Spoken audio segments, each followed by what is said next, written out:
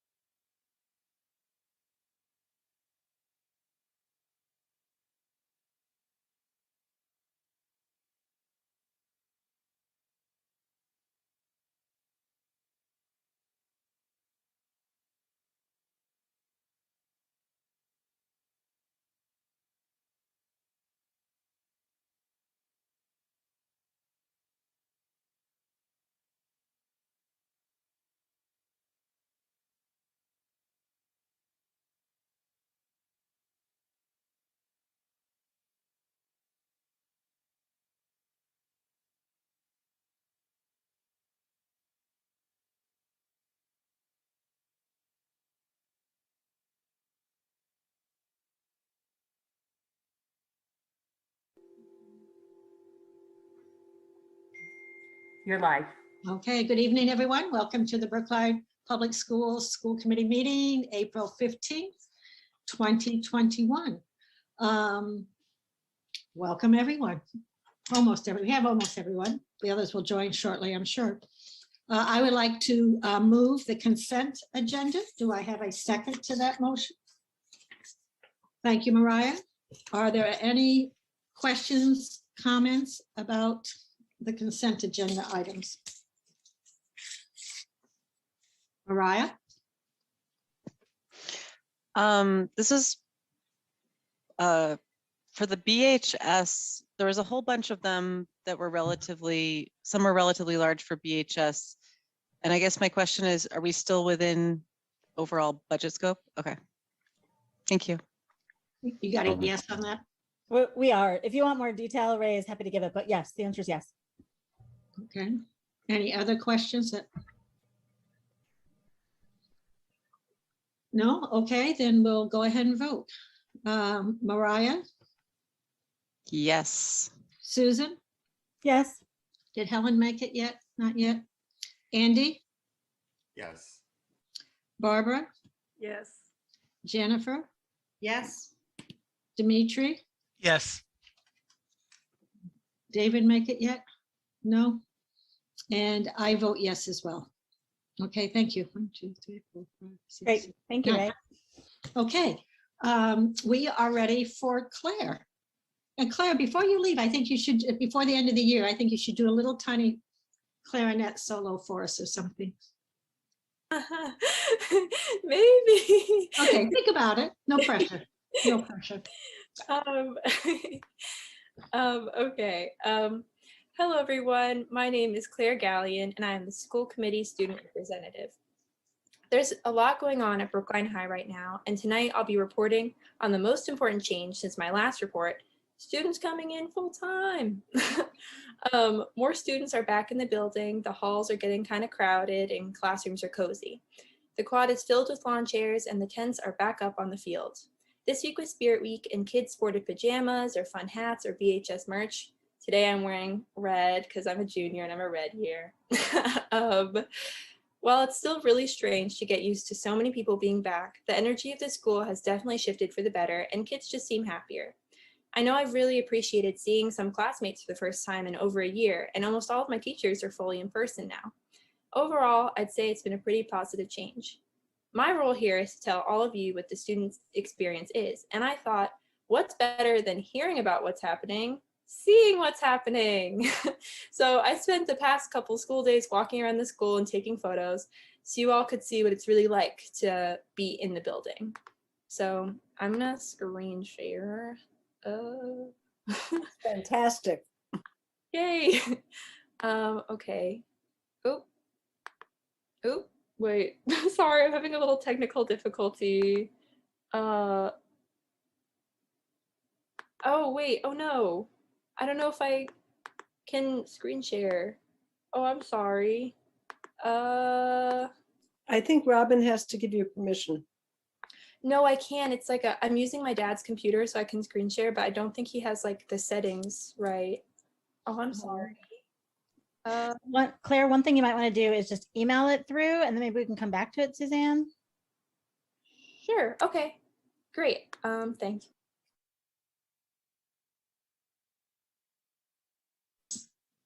Let us know, Claire, when you're ready. We'll swing back to you.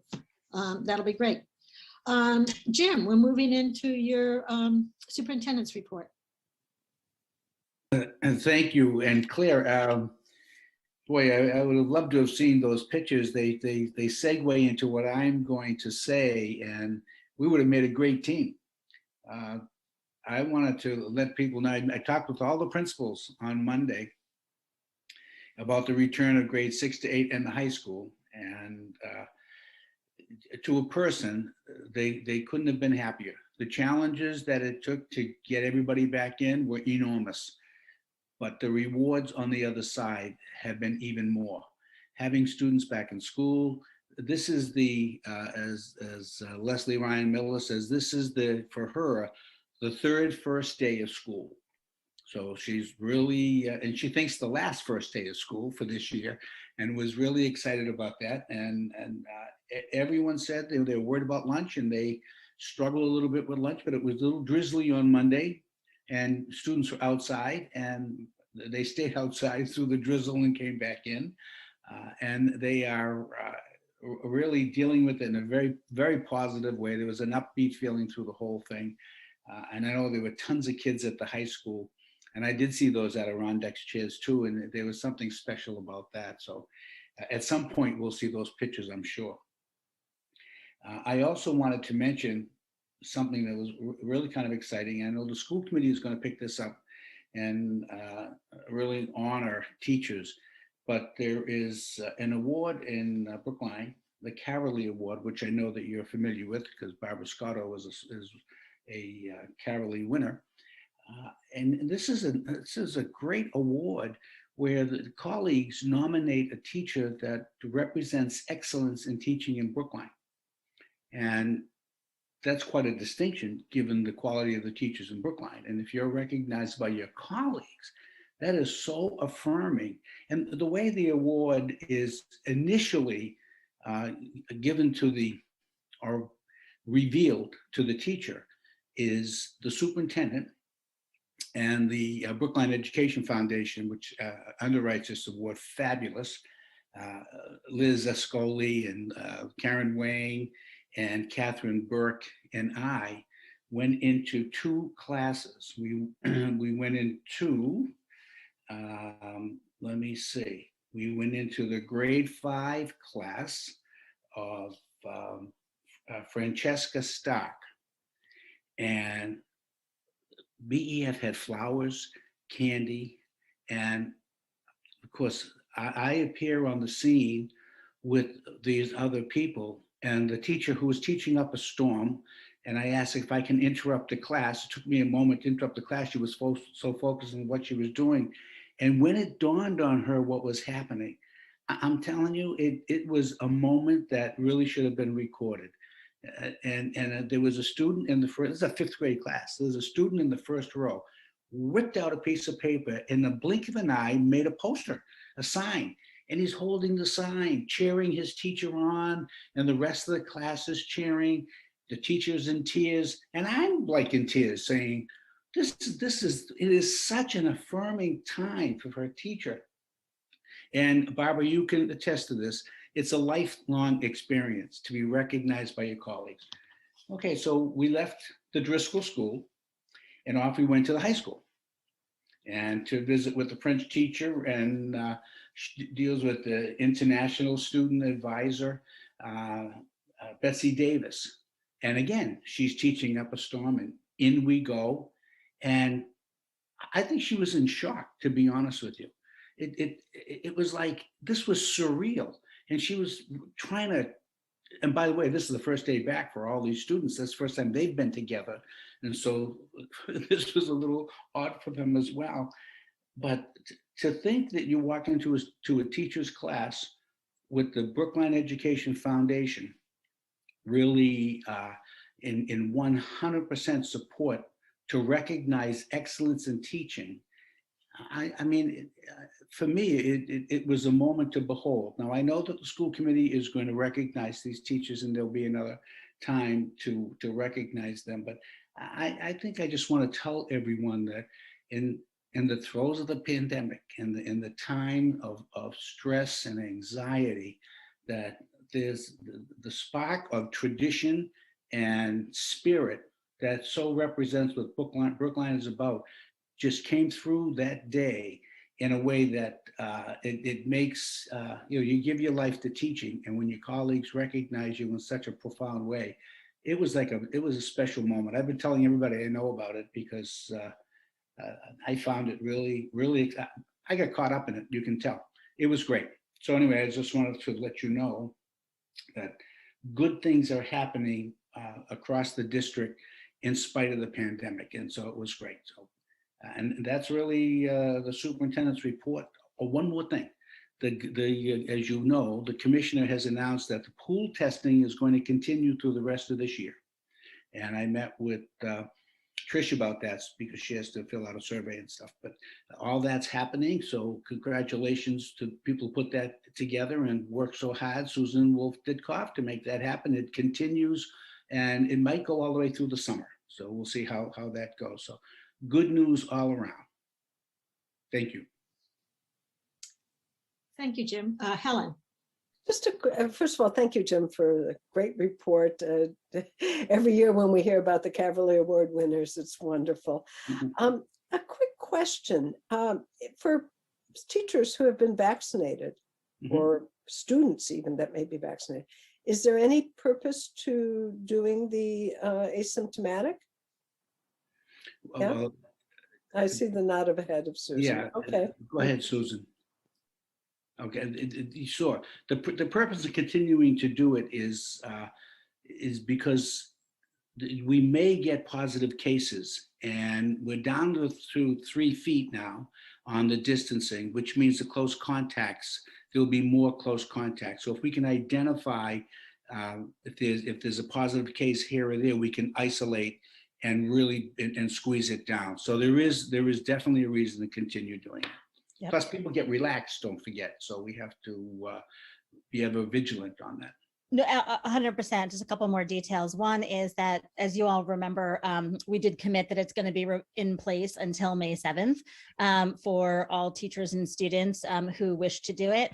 At the same time, there's a lot of conversation at the state level, Helen, exactly on your question. There was a discussion of whether it should become opt-out, meaning more stringent than what we have, which is just volunteer or opt-in. That they decided not to do that, but there really are questions because number one, the variants, the UK variant, some of the variants are kind of on the upswing.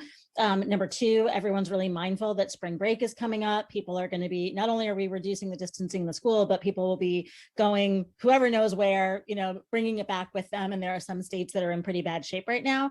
On the other side, obviously there's increasing vaccination, but not for the student, not for children and students yet who can still transmit. So at least for sure through May 7th.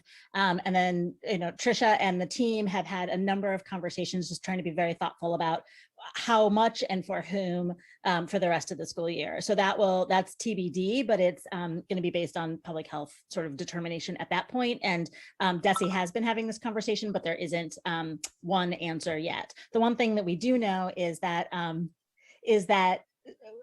we were generously given a fairly, a very high allocation from the advisory committee in terms of the reserve fund transfer. We haven't even hit the halfway point on that money. So we will be able to return that to the town from what we know, everything we know now, given what Jim just said. So financially, it's also, we're far ahead of where we thought we might be, and we'll be able to return money to the reserve fund. Great. Well, thank you so much, Jim. Thank you for the report on the Cavalier teachers. I always look forward to hearing their speeches, their acceptance speeches, because they're usually just outstanding. So that is very exciting. Congratulations to Francesca and Betsy. And just, a thank you overall to you, Jim, and to all the central office people and all the building administrators and all the teachers and staff, our food services people. I mean, it takes a whole team, as you know, to make all this happen. So just a special thank you to everybody who has been knocking themselves out to make this happen. And I just am thrilled that we are able to provide this to our students. So thank you, Jim, for your leadership on this. Claire, are you ready or no? You want to try again? Yes, sure. All right. Okay. Okay, so I also didn't, can you guys see this? Okay, I didn't realize I was supposed to ask permission of other students to take photos. So this bio class is the only one I asked permission for. So I'm sorry about that. I only have one photo to show tonight, publicly, but this is my bio class, and just is a glimpse into what class is like right now. My friend Lachlan is waving over here. And as you can see, it's well organized. Everybody is staying socially distant and working on their computers. And my teacher, Brad, there's his arm here. And he recently came back in person, and it's so fun. I don't know, this is one of my favorite classes now because it's just so nice having everyone back. And in person. And yeah, that's all the photos I could show right now. Well, but, Claire, I yeah. think because everybody's wearing masks, you really can't identify people. And that's the only issue, is being able to identify. So I think you can show those pictures. Yeah, I agree with Helen. The point is not to sort of put children in a bad position, but we can't see who they are. They essentially, but the masks have essentially kind of blocked out their faces, which Some is of the pictures, kids don't have masks on because they're outside and eating. Oh, okay, well, maybe those then. Okay. Okay, Your judgment, yeah. I can stop sharing and skip over those if that's okay. Is that okay? Okay. Sure. 1 second. Let me just scroll down. Okay. So this is a photo. I'm doing a lot of sharing and unsharing, sorry. So this is one photo of kids in the hallways, which looked like, kids are following protocols pretty well. Like generally speaking, they're like, staying on the right side of the tape, which is really great. Okay, let me scroll. Okay, one area of concern though is, which I knew like students were feeling anxious about, is like the science hallway. So the science hallway and like area is always really crowded. And so like, as you can see, it got kind of packed here. This is a photo I took today. This is a photo too, where it's like all of a sudden, just because there's so many classrooms in that hallway and because it's so packed, the rules kind of go out the window a little bit, which is like understandable. It was like that, in years past, where it just gets so packed. Okay. Sorry. I think it's also because those hallways are more narrow than the other ones. Yeah. I think this one is okay to share because the fence is really obscuring people. But this is just like a photo of kids sitting under the tent in the field. I realize this fence part makes it look kind of like prison-y, but it definitely doesn't feel prison-y, Okay. And then, let's see. Yeah, this is a photo that was taken at OLS by my friend Fabian, who's in student government with me, and he's a freshman, so he got, exclusive access. And then lastly, this was the only other like concerning thing, was just how crowded it gets after school. And people have their masks on here, so I'll show you, but it always gets really crowded right outside the high school after school, as you can see, which has always been that way. And, kids are outside, so they feel more comfortable being closer to each other, but it is a little bit concerning.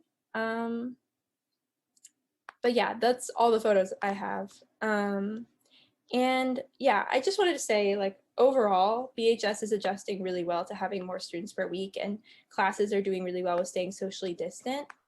And generally in the hallways, students are following the guidelines well.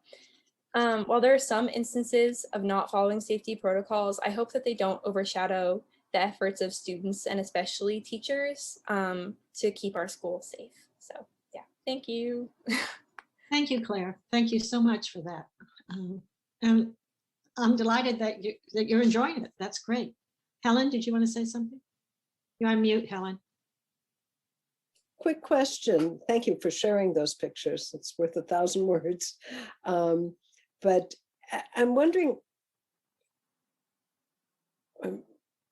now I lost my thought after I said it was worth 1,000 words. That's real good. Oh, I know. What percentage of high school students are back? Do we know? Or numbers? I don't personally know. Yeah, I know you don't. I was actually directing that towards Dr. Marini or. Yeah, Anthony may correct me, but I do think that there's over 70% of the students are back. My recollection is 75-25, something like that. Yeah. Something like that, yeah. Okay, great. Okay, yeah, Mariah.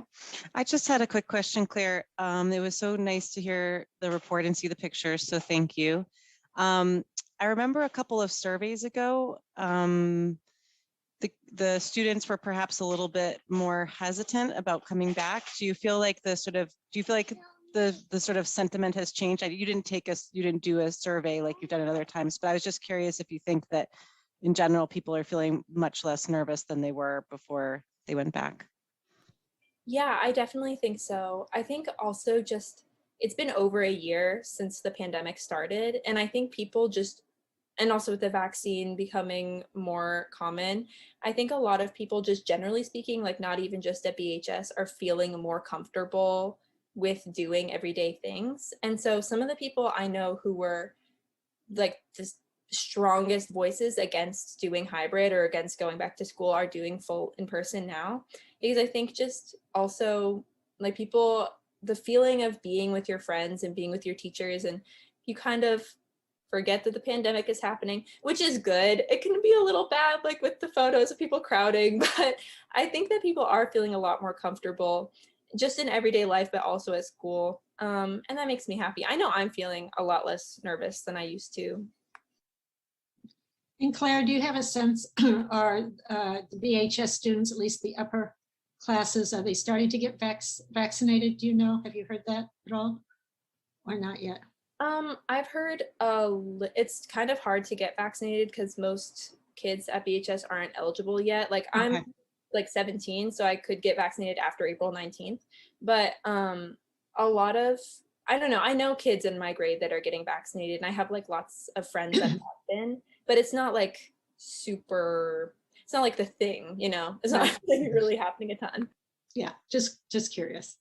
Thank you so much, Claire. You're welcome to stay as long as you want, but we also understand, we also understand when it's time to go. That's fine. Susan has a comment or question. Just quickly, first of all, Claire, congratulations. The Music Collective video was just amazing. If you haven't seen it yet, Carolyn Castellano sent it around, but it's really worth watching. You guys look terrific. It was great to see you in person. It was great to see you together.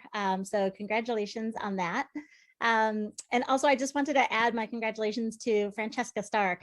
Some of you may know this, but Francesca was a student at the Driscoll School in the 1970s, and she rejoined Brookline in the mid 1990s, 1993, 95, and has been, an absolute pillar of the Driscoll community. I had 2 kids go through the 5th grade, and just as part of the teaching team, she's just so well respected and so well beloved. So it just could not have gone to a better educator. So congratulations to Francesca. And I guess my question, Suzanne, for you is usually, if I'm not mistaken, after Brookline, the Celebrating Teachers event, which I believe is in the middle of May, oftentimes, if not always, they come to school committee to give a shortened version. So I just wanted to double check and make sure we're still planning for that. I think we're on board for that. Yeah. Great. Okay, Yeah. that's always a treat. Great, Yeah. thank you. Yeah, of course, of course. Okay, we are going to move on. So, David, we are ready for the warrant articles and that whole conversation. So are you going to lead us through this? All right, sure. Suzanne, I just wanted to mention that the public hearing isn't scheduled to start until quarter of. Okay, Petitioners aren't on yet. I don't know if you want to okay. do the item first. Which item do you think I might do first? I don't know. Do we want to do the budget? Yeah, just the budget's for an hour, so we don't want to be behind that. I long. think we'll be okay. Yeah. The You budget think- won't be as long as we had originally anticipated. Well, let's start with the budget and then, if we're not done it by 7, maybe we put it on hold, pause, do the warrant articles and then come back. Something like that? All right, that sounds good. Yeah. Okay, I okay, think- thank you, David. I think that will work very, very well. So we met with the Town School Partnership today to look at revenues. I'm going to ask Mary Ellen to take us through some of those numbers, and also looking at, in terms of the budget, the FY21, and as we're looking at the end, coming to the end of the year, Mary Ellen, you can make comment on the FY21 budget, as well as the FY22 with the Town School Partnership. And we actually, I'm going to let Mary Ellen go through the numbers first, then I'm going to say a few things about the budget as we move forward for this developing the 22 budget. So Mary Ellen, can you, I'm not even sure we need slides tonight, Mary Ellen, but just to let's get everybody on the same page here. Yeah, just bringing them up for my own notation. So what we learned today with the town school partnership is that there will be, and they're accounting for the 3.664 million in ESSER3 funds that will be coming to the district. And then the town is receiving approximately 34 million also from the ARPA. The education funds are coming from a different funding source than the ARPA funding. And then there's an additional amount that's coming from the county allocation of Norfolk County, which might be around $11.5 million. And that's subject to Norfolk County Commission vote.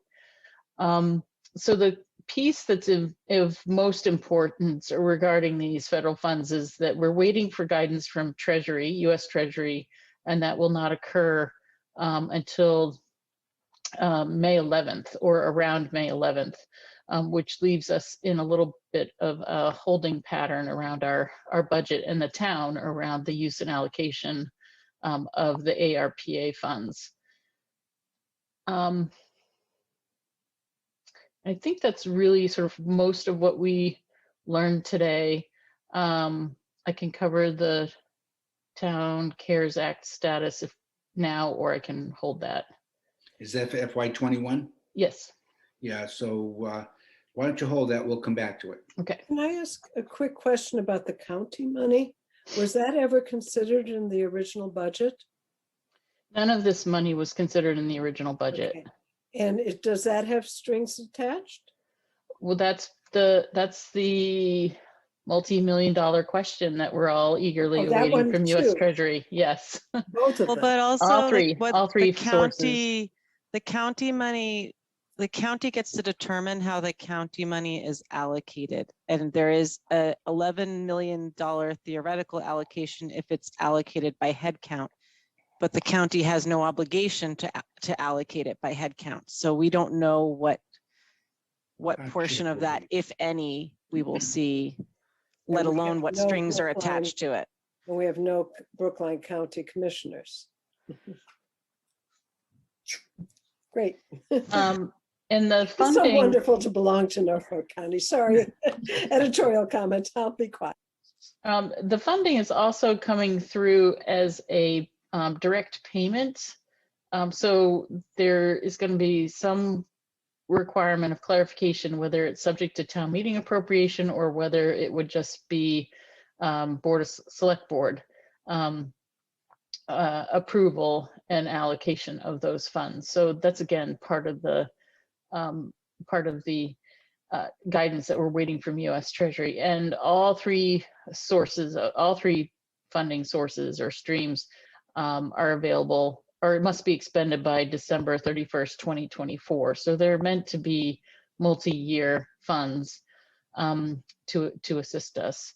The other two agencies that get to have a say in some of these funds is the Department of Revenue and the Department of Elementary and Secondary Education. And I know from a presentation I went to this week, DESE is waiting for US Treasury as well around the ESSER3 funds and how those can be used and what the timing is. But again, they're direct payments versus any kind of grant application, grant award. But the auditing and the tracking of this will be very curious as the programs can unfold and this revenue hits the municipalities. And so there is a significant amount of money that is being made available or appears to be being made available through the rescue plan. And so the town school partnership is establishing a working group to really study all this and to assure that the funds are used appropriately and with the full planning of these funds are here for the next 2-3 years, and being able to use them for one-time costs where possible, revenue replacement where necessary, and long-term so that the town can have some security in that it's not a cliff that is created that will not be able to be sustained. So this working group is going to come together and we'll work on that. So while it feels like there's great pots of money that are available, there's still processes that have to be in place before we will know what funds we have. At the same time, the school department is continuing to work on our budget for FY22. And we are continuing to reconcile our personnel accounts, and we are looking at our enrollments. And next time on the agenda, there'll be an enrollment report. I want to preview that just a little bit because the enrollments that are coming in, particularly at the kindergarten level, are low, and as well as some first grades are low. And we want to be paying very close attention to those numbers, and we'll have to make some decisions in terms of how we're going to staff those grades with an eye toward what does growth look like and how certain are we, and we'll be making a decision on those areas. You'll hear about that on the 29th when we present the budget, but I just wanted to preview that the enrollments, I've asked Megan continue to do her enrollment reviews and projections and counts, and she is doing that, and that's going to have an impact on our budget that we present in 2 weeks when we come back. Okay, so I have Andy has a, oops, you're still going, Jim? Sorry. No, that's it. Okay, Andy has a question, then Helen. Andy? Yeah, thanks, Suzanne. Jim, just wondering who is on the working group that you mentioned? I don't think it's been established quite yet, but I have a hunch Mariah's on it. Mariah, do you know if anybody else is on it? Mary Ellen's on it. Yeah, that's right. I heard Mary Ellen, me, Cliff, Melissa, and Justin. Justin, yeah. Yeah, so those 5. But some of it was around capital, wasn't it? Capital needs improve, no? Not, I think the idea is that we're going to be modeling both revenue, a couple different things. Revenue, sort of this balance of what is revenue replacement, but also what are the different ways that the money could be allocated when you think about what are some of the possible sort of federal restrictions or requirements about how the money is spent and what we would do in some of these sort of what if scenarios. So looking at sort of the different possibilities that come in front of us and how we would react, so that in mid-May, when we get more information from the federal government, which, did you say, Jim, May 11th? I don't remember if you said that. May 11th, yeah. Yep, that we're sort of better prepared to have sort of at our fingertips the different scenarios when we see what they come out with. And then the AC last night recommended having a capital deferment or capital plan, improvement plan. Well, they're looking at the force. deferred maintenance for Yeah, deferred capital, right? Deferred maintenance of capital, and they've approved or they voted a resolution about pulling together a working group to look at deferred maintenance of town buildings, which includes schools. Okay, so that's a separate working group, I think. Separate, right, but related as one of the possible areas of expenditure. Got it. Helen? Actually, Andy asked my question. I just wanted to know the representation on that. Okay. Oh, we're well represented on that group. That's good. Yeah. So I just had some questions. On the Metro City funds, Mary Ellen, do some of those come to the schools, or none of those are for the schools? I'm just curious. No, they are, there's only one line, and I think we covered that in our presentation a few weeks ago when we learned about the funds, is that revenue replacement piece that would be where the school department would have the most interest, unless of course we had interest in our deferred maintenance and projects, Okay. such as, Baker coming online, or, our long range planning, capital planning that we talked about at school at the capital subcommittee meeting this week, and sort of reactivating that plan. So I know from my colleagues, a number of districts are really looking at those funds for those purposes, because they don't have that opportunity to do those repairs often. And so I think that's part of that deferred maintenance group that would look at that. But I think the school committee would be advised in terms of the capital subcommittee looking at our long range plan, and are there funding options within that for short term kind of kickstarting of those some of those projects. And then they talked about today at Town School Partnership, the Education Stabilization Fund. Yeah, so that's actually ESSER3. Thank you for, I couldn't pull that out of my brain. Yeah, that's actually the ESSER3 money. Okay. Yeah, we have to be careful because of the different labels being used, that we're not thinking we have two pots. We really only have one. Yeah. Okay. So thank you for asking that. Okay, thanks. Okay, what else on this? Questions, comments? Helen? Just to clarify, so the ESSER3 is the 3.64. Mm-hmm. Okay. And So the slides that were presented to the select board, it says 3.7. So I want people to know it's more south of 3.7 than 3.7. Those hundreds of thousands make a difference. Let's change among friends. Yeah. It was $23,000 higher than the estimate I had a few weeks ago, so that's a plus. But okay. Okay, what else do we need to do on this?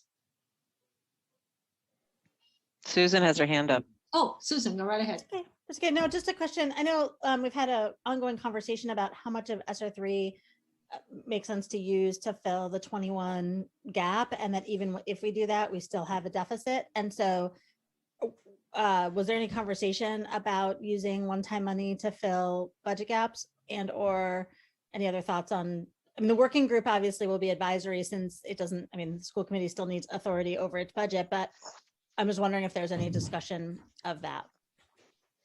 There was discussion of this issue, and it just wasn't, I will say it wasn't resolved. It's the question that the working group is going to delve into of one-time funds. Ideally, we wouldn't need revenue replacement, but if we do, what does that look like? My understanding from a comment Melissa made is that there isn't a lot of guidance, but she understands that how one calculates revenue replacement has some structure around it, which she alluded to, but we did not get into at the meeting. And so I think that there's a lot of work to be done there, but the question of, if we need to replace revenue, do we start with the ESSER funds or do we start with ARP? Is, I think, another sort of open question that needs to get resolved. Which one should be used as revenue replacement as opposed to one-time learning recovery funds? And ESSER 2 and ESSER 3 being primarily, or at least having that intent for at least part of the funds, and what we can do to minimize those as revenue replacers as needed, and see if we can maximize their uses. And just so I'm clear, the difference to you between, in your mind, between revenue replacement and one time is whether or not we think it's going to come back? The difference in my mind between the two is exactly right. Like, there's things where we have to return to our sort of normal operating state. And so the revenue replacement would return us there, but then we have these one-time costs. So it's almost like right now, I have to draw a picture, and I should probably draw a picture to sort of, but like the operating costs are taking us above our normal, and the revenue replacement are returning us to our normal, right? So, but they have slightly different functions. Right. No, I think that makes a lot of sense. I just want to make sure we're really clear about that, because otherwise I think there are so many different pots of money between the advisory committee reserve fund transfer money, between trying to get through CARES, round out the 5.6 million of CARES from this year, trying to sort of land ESSER, trying to start up, ARPA. They're so I definitely appreciate the role of the working group in doing that. I guess I'm just wondering, given the timing of when that's likely to happen and when we probably are, I assume, are going to close our books, I'm just trying to think about how do we think about that for 22 as well? Because if we're going to try to be voting 22 money, that really depends on where we land 21, and how much of that we're going to use in 21. So anyway, it's just they're all interconnected. So I guess that's really what my. But as far as I know, we're not using, other than the 130-ish for tents, we're not using any of the ESSER funds for FY21. Is that, or the ESSER 2 and ESSER 3? Is that correct, Mary Ellen? Yeah. But you're right, Susan. It's like, but given exactly all the coronavirus money, everything else that has sort of made us not really know what sea level is in this year's budget, it's hard to know how it compares to next year. And that's going to be an ongoing problem, I think, for a bit. So is the working group also going to try to project revenue? Because it seems to me that if we're going to use something as revenue replacement, that's like filling a pothole until the road smooths out, which is different from, like, potholes are different from cliffs. So maybe that's the way to. Yes, it's going to specifically, Mel presented a chart, and the very first bullet on the chart for next steps is look at revenue replacement projections. And that's what the working group is going to do. Great, thank you. As well as this scenario modeling. Great. I mean, I felt as an individual, like there's the timing seems like incredibly short, and the fact that the federal government is not going to give any guidance until the week before town meeting just puts us in a virtually, I won't say it's completely untenable, but it's a virtually untenable situation of having to pull all of this together. And this question of, is it appropriated by town meeting or not, was affirmed. It was not to be appropriated, but I did not get a clear sense of that either. So just a lot of open questions and very short time to figure it out. Mel also mentioned that he and Melissa are attending webinars daily on all of this, because as he said, they've never seen this kind of money flow in, and it's a wonderful opportunity to address some challenges we have in town, but we need to be on top of it. But it's hard, it's changing daily, and many of the information is just late in coming. So, but they are working very hard on it. So, Helen. Yeah, with all of this flux, when are we going to have a budget book? Well, I'm not sure we're going to have a budget book per se. Mary Ellen, how is the budget going to be presented? The budget's going to be presented in OpenGov as it was last year. We did provide town meeting members an executive summary PDF, which we've done every year that I've been here. We're looking at releasing that, like part of our releasing that when we get our final positions list nailed down, so that everybody knows what the positions are that we're funding and able to fund in the budget. So I would hope that, so hopefully that list with conferring with Jim will certainly be before the April 29th school committee meeting. And the reports, reports are actually looking pretty good. We've got a couple that we've developed in response to some questions around contracted services and the like. So I think people will be generally pretty pleased with the level of detail they'll be able to see. So we don't have a traditional 350-page document. Will we have the executive summary? We have the executive summary in a PDF. Okay. Which we will continue to do. I wonder if there's a way that we can help the school committee, the public even, access OpenGov. Yes, so we have, I mean, 21 is on the website now. 22, we have posted a revenue summary. which is what the committee has already read and seen as part of our budget presentations. It's just in a different format. Yeah, so we can happy to do that with any committee member, and every committee member actually has a login. So happy to do a tutorial on how you use the login and how you can see sort of the level of detail. So for example, I'm just going to use the position list, is that the public position list will have the title and the FTE and an amount. It will not have names. There'll be an internal list for principals and users of OpenGov inside. We'll be able to see those same lists with staffing names and attached to it as an internal report for the positions lists, as well as just access to the reports. But that's really the only thing that would not be available to the public. But everything else is pretty much available in terms of line items, account codes, and summaries. And then I'm going to call out Mariah, who's discovered how to run her own reports and be able to have some facility with how to run the reports, and be happy to show people how, if you have a particular report you want to run, we can set that up and show you how to do that and get that data. So training is needed for all. Mm-hmm. I just wanted to say too that for anyone, the budget page, like there's the quick links right on the sort of front left of the website, and Budget Central is right there as well, Jim. So the public can click on there and Okay, then get very to the good. budget. Yeah, very good, very good. And we've had the web page on all of our presentations at the end of our presentation for people to be able to see those. Okay, thank you. We're going to switch over to the warrant articles. I take it we're coming back to the BEEP fees a little later. Yes, it was scheduled for later, so to talk about that.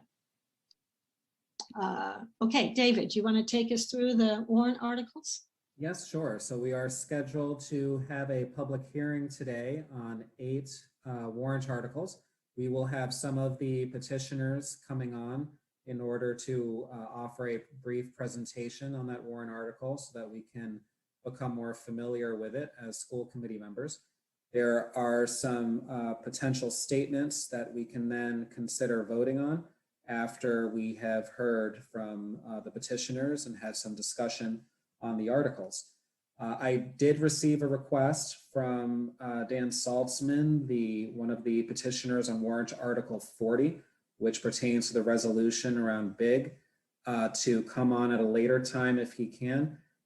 Given that we have Lisa Cunningham presenting Article 26 at 9 o'clock, I'm wondering, Suzanne, whether you would be okay with having Dan come on at around that time as well for Article 40. So we would then hear Article 40 along with Article 26 at 9 o'clock, but deal with the rest of the warrant articles right now. Okay, sure. All right. So the first warrant article that we're going to consider today is warrant Article 5. This is the approval of unpaid bills of a prior fiscal year. And my understanding is that Mary Ellen's going to present on it. That we don't have any unpaid bills from the prior fiscal year. So I would recommend that there's no position the school committee needs to take on this article. Okay. All right, that was simple enough. Any discussion on this?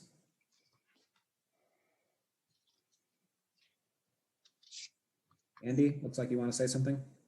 Oh, well, I thought the idea was even if we weren't going to take a position on the warrant article, we could still insert a statement to the effect that no, we have no unpaid bills. Right, that's what I thought as well. Yeah. When we had this discussion at the policy subcommittee meeting, we thought that it would be a good idea to submit that statement to town meeting so that they are aware that we have our financial house in order, at least as of 2020. So there is a proposed statement that is in the shared folder that I sent earlier today that essentially has that language. So we could vote on that either now or we could do it after we hear from others. Do you have a preference, Suzanne? Let's just vote on this one. Let's just vote it now. I don't think it's a big deal.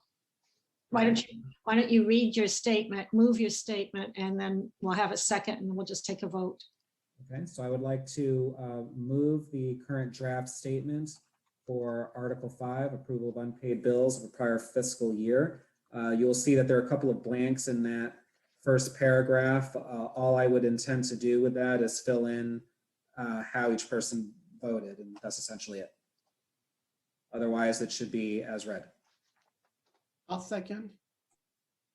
Okay, any other questions, comments, concerns? Then we'll just, Robert, we have to vote each one of these, right? I think we do. Susan's telling me yes, so let's go do it. Mariah, Yes. Susan, Yes.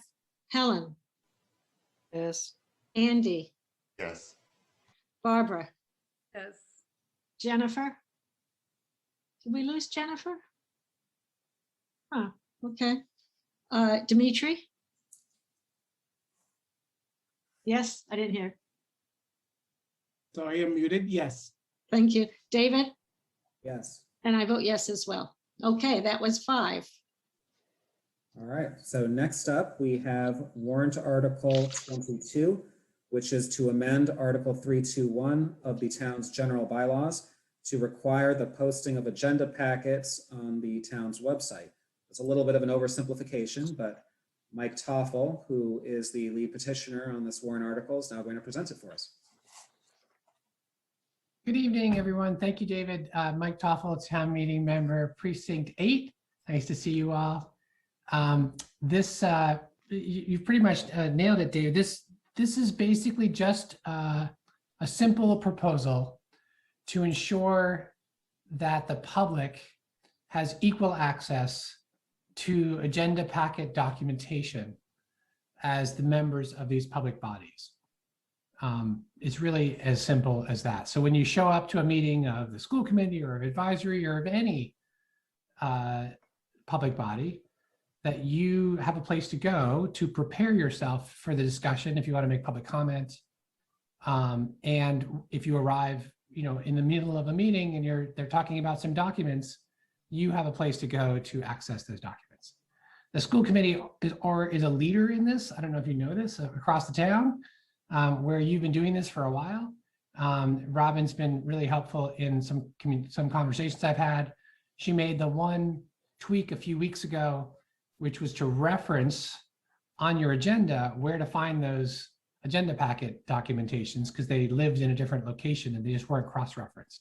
So from my perspective, school committee would really has nothing, given where you are, this won't require any new work for school committee. It just requires the rest of the town to catch up to where you are. So I'm here mostly to answer questions. Thank you, Mike. Go ahead, Dick. So do we have questions or concerns, or? David, you want to read your statement and I guess we could vote on it? All right. So the statement says on April 15th, 2021, the school committee voted, and then however we vote, to issue the following statement. In the interest of good governance and transparency, the school committee supports the proposed requirements that would obligate the public schools of Brookline to post agenda packets in timely fashion prior to public meetings. The public schools of Brookline have already begun to adopt this practice. Is there a second? I'll second it. Any conversation before we take a vote?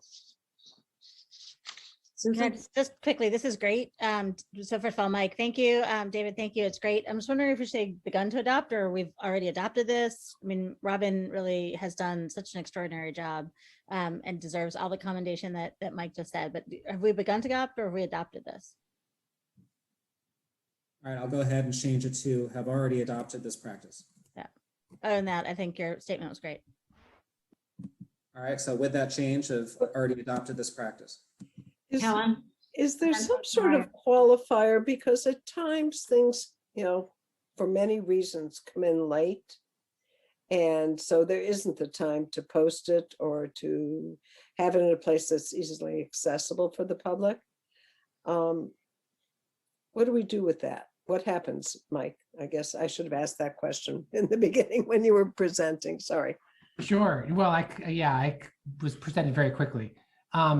So there are provisions for that. The ideal is that the location of where those documents will exist should be included in the agenda packet. So basically a link to the container that will include the documents. And that's exactly what school committee is doing. Okay. And the ideal is that those documents are there as soon as you post the agenda, but sometimes they aren't. And there's within 48 hours, like say you post before 48 hours, the agenda, within those 48-hour period, there's sort of two time periods. There's like up to the minute when the meeting starts, and then there's like during the meeting when things are distributed, even during the meeting. And the language there is basically as soon as practicable. Okay. A word that advisory seems to like. And but then no later than 48 hours after the meeting, the documents have to be uploaded. So basically like kind of the next day. Okay, I can vote it now. Okay, Mariah? Just one quick question. I didn't see this. What happens if a committee doesn't comply? Or what happens if you, for example, had presented slides tonight and then Robin emailed you and said, hey, I need your slides, and you don't send them in. And so Robin is like, the school committee is now not in compliance. What happens? Yeah, this was a question raised at advisory as well. Right in this same section of the bylaws is a section on enforcement. It's 3.21.5. And it's basically, as I read it, it's basically the same consequences if you don't adhere to open meeting law, which is to say, it's not like a fine, no one's going to jail. It's sort of a slap on the wrist saying like, you should do this because it says what our bylaws, what good governance, blah, blah, blah. That seems to me to be the enforcement. Okay. Okay, seeing no other hands, I think we'll take a vote. Barbara? Yes. Jennifer's not here. I don't know what happened, Jennifer. Dimitri? Yes. David? Yes. Andy? Yes. Helen? Helen? Yes, I'm sorry, I was muted. Okay. Susan? Yes. And Mariah? Yes. And I vote yes as well. Thank you, Mike. Thank you for your work. Thank you. All right, and we still have, Mike's going to stay on a little longer because of the next warrant article that we are going to consider. He was also the lead petitioner on. That's warrant article 36, which is a resolution to establish a moderators committee to report on and address the Brookline Fiscal Advisory Committee's February 2020 report recommendations. All right, Mike, go ahead. Okay, thanks. Mike Toffel, town meeting member, precinct 8. Thanks for having me. So this is basically it's an attempt to put some sunshine on what deliberations have occurred and plan to be occurring on the various BFAC recommendations, and also what actions have been taken or what decisions have been taken. So it's been by some mischaracterized as an implementation plan. It's not. What this calls for is a moderators committee to write 3 reports over the next year and a half, timed to be before town meeting, in fact, just before the warrants open, so that it gives people the opportunity to create a warrant article to take action should they wish to. And it's really meant to sort of hold people accountable to what progress they have or haven't made in deliberations, much less implementation. That's all I got. That's good. That's fine. Questions, concerns, comments? Yeah, Susan? So we've had, I appreciate sort of the spirit of this. I think I have 2 questions. One is, in the last year and a half, certainly last year, 2020, 19 to 20, we had a number of conversations on this at the school committee. So it may be worth, I'm just sort of thinking now that I'm hearing you, maybe worth just sort of listing the places where we have docketed already. That might give a jump start to things, because I think there are at least 6 or 7 conversations where the BFAC recommendations were discussed, including when you and others came to present to us. So even just, knowing that might be helpful for folks, so that they can go back and look online at all the materials and the agendas and the packets. But so that's just one question. And the second one is, it strikes me that given some of the one-time money that is coming in, a number of BFAC recommendations are sort of perfectly, suited for that sort of thing, at least on the school side. There's a lot of one-time things that are analytical in nature, or kind of getting things cleaned up or getting things jump-started. So I'm wondering if it may also be worth including that as part of the, as somewhere in here, which is that one of the big reasons that I think people didn't quite know what to do with all of the BFAC recommendations is that some of them, it was like, well, this is great, but we have no money to do this. If we're trying to think about long-term investments in sort of the one-time investments in the future of, strong, good government, it just feels to me like that there were a lot in there. So that's the only other thing I would put on the table, which is how to think about it now that giving it an additional jumpstart now that there's sort of funding in a way that there wasn't before. David, would you like to read your statement so we could see if we're going to vote on that? All right. On April 15th, 2021, the school committee voted, however we vote, to support passage of warrant Article 36. The February 2020 report of the Brookline Fiscal Advisory Committee, BFAC, made several recommendations in relation to the town and schools' budget principles, financial policies, and fiscal projections. The public schools of Brookline have already begun to implement some of these recommendations into its practices. The school committee recognizes the importance of operating under metrics-based sustainable budgets and of engaging in long-term planning that includes partnership with the town around infrastructural investment. The formation of a moderators committee to further explore and report back to public bodies on the status of BFAC recommendations will provide useful input to the public schools of Brookline. Do we have a second to the motion to accept that? Thank you, Andy. Are there any other questions or comments about this before we vote? Seeing none, we'll go right ahead. This is for Article 36. Helen? Yes. Andy? Yes. Barbara? Yes. Dimitri? Yes. David? Yes. Susan? Yes. Mariah? Yes. And I vote yes as well.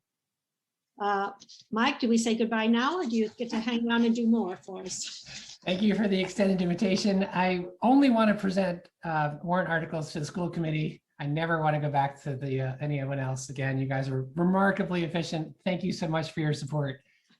I'm going to Thank you, bow Mike. out. All right, so next up we have warrant Article 29, which is to amend Article 8.10 of the town's general bylaws to permit the use of sidewalks and outdoor premises for year-round outdoor restaurant seating. This is being proposed by the Planning and Community Development Department. I'm not sure if we have anyone to present on this. Robin, did you ever hear back from Planning and Community Development? I know that as of this afternoon. I did not. Okay. So essentially this warrant article would allow for year-round outdoor restaurant seating. This is something that we did during the summer and fall of 2020 when we rented some of the driveway at the Ridley School. Go ahead, Helen, you want to provide more detail on this? We actually did not rent it out.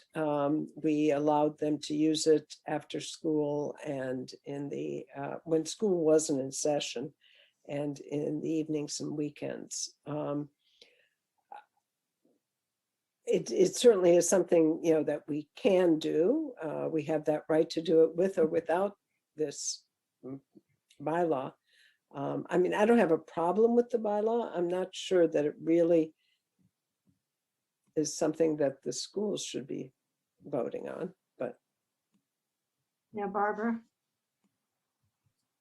I wonder about based on what Helen says, this says the public schools of Brookline leased a driveway. Is using it without paying a lease? Or No. is the lease simply an agreement? Agreement is what I would say. It was a, agreement that the school committee approved. It is a possible lease, just as we lease out our gyms and auditoriums and multipurpose rooms. So it's a possibility. I don't. But my question is, should the word lease be used in? Oh, in the statement, you're saying that? Yes. No, probably. Well, Mary Ellen, where do you come down on this one?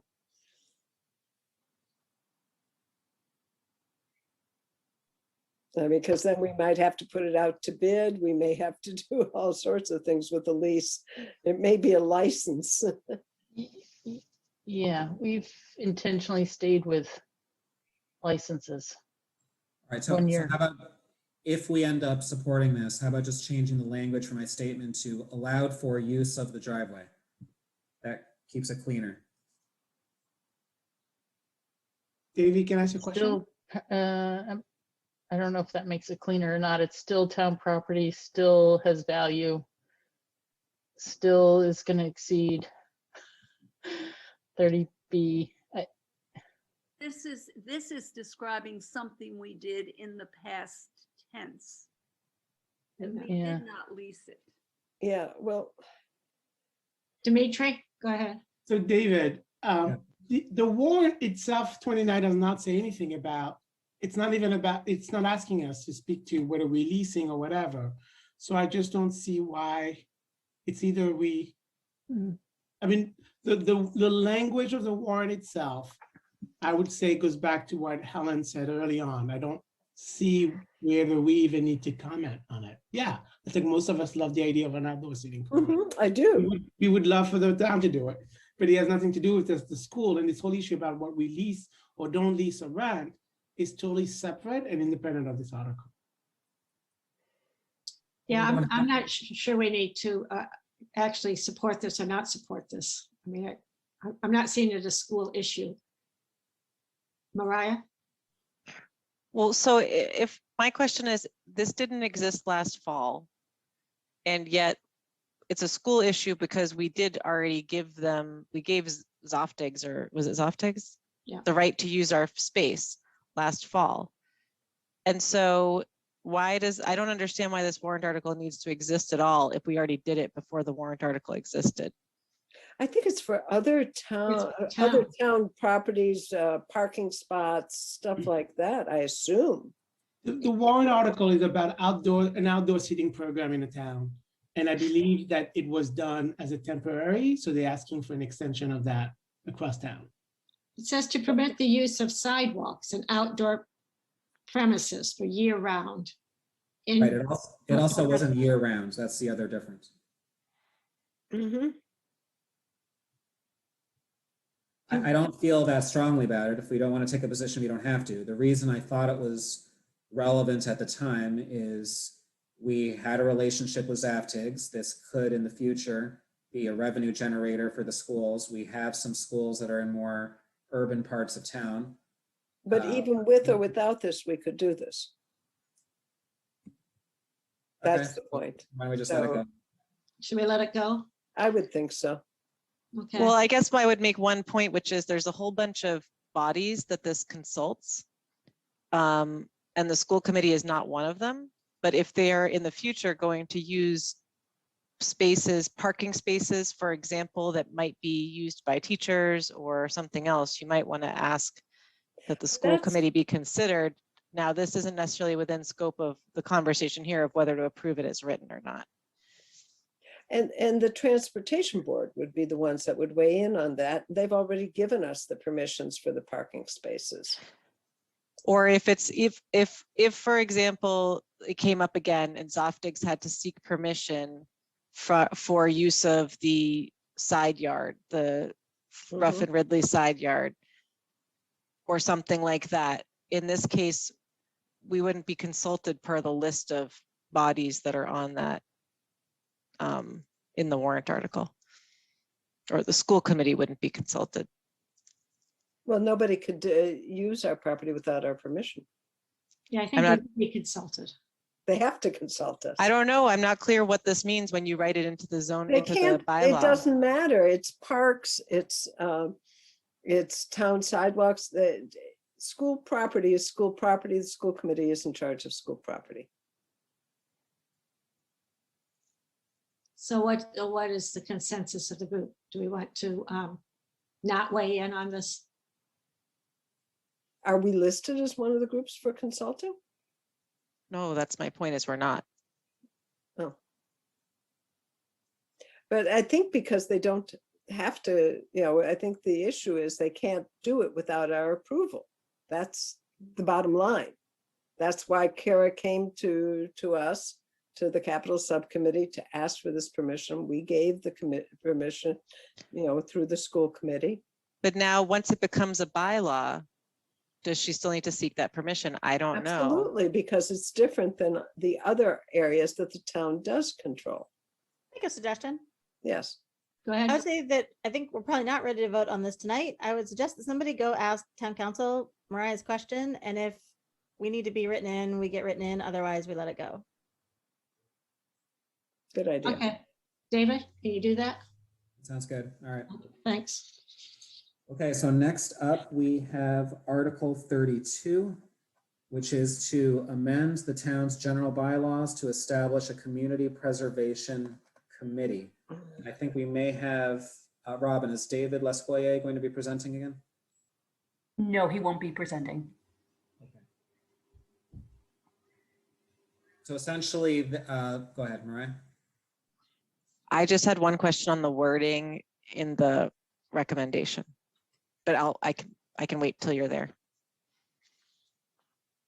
Well, I guess I'm there now. Or are we there? Should I just mention it? Let me see if I can pull it up. Why don't we It's have David read it for everybody? Then you can tell us what it Mm-hmm. is you're asking about. Proposed statement is the school committee supports establishment of a community preservation committee that would explore adoption of the Community Preservation Act by Brookline. The Community Preservation Act, CPA, provides state funds, municipalities for affordable housing, historic preservation, open space, and outdoor recreation. Improvements to playgrounds utilized by the public schools of Brookline would generally be eligible for CPA funds. So my question is with the first sentence where it says that it supports establishment of the Community Preservation Committee that would support adoption of the Community Preservation Act. But aren't we voting on adopting the Community Preservation Act before town meeting? So won't this have already been, isn't that first sentence wording? I thought we were voting for this in the May 4th election. Yeah, exactly. We'll have voted for this in May, whether or not to already adopt the Community Preservation Act. Well, that's at least how the town warrant defines it, but let me go back to that. Let's see. I could just eliminate that first sentence. That makes it easier.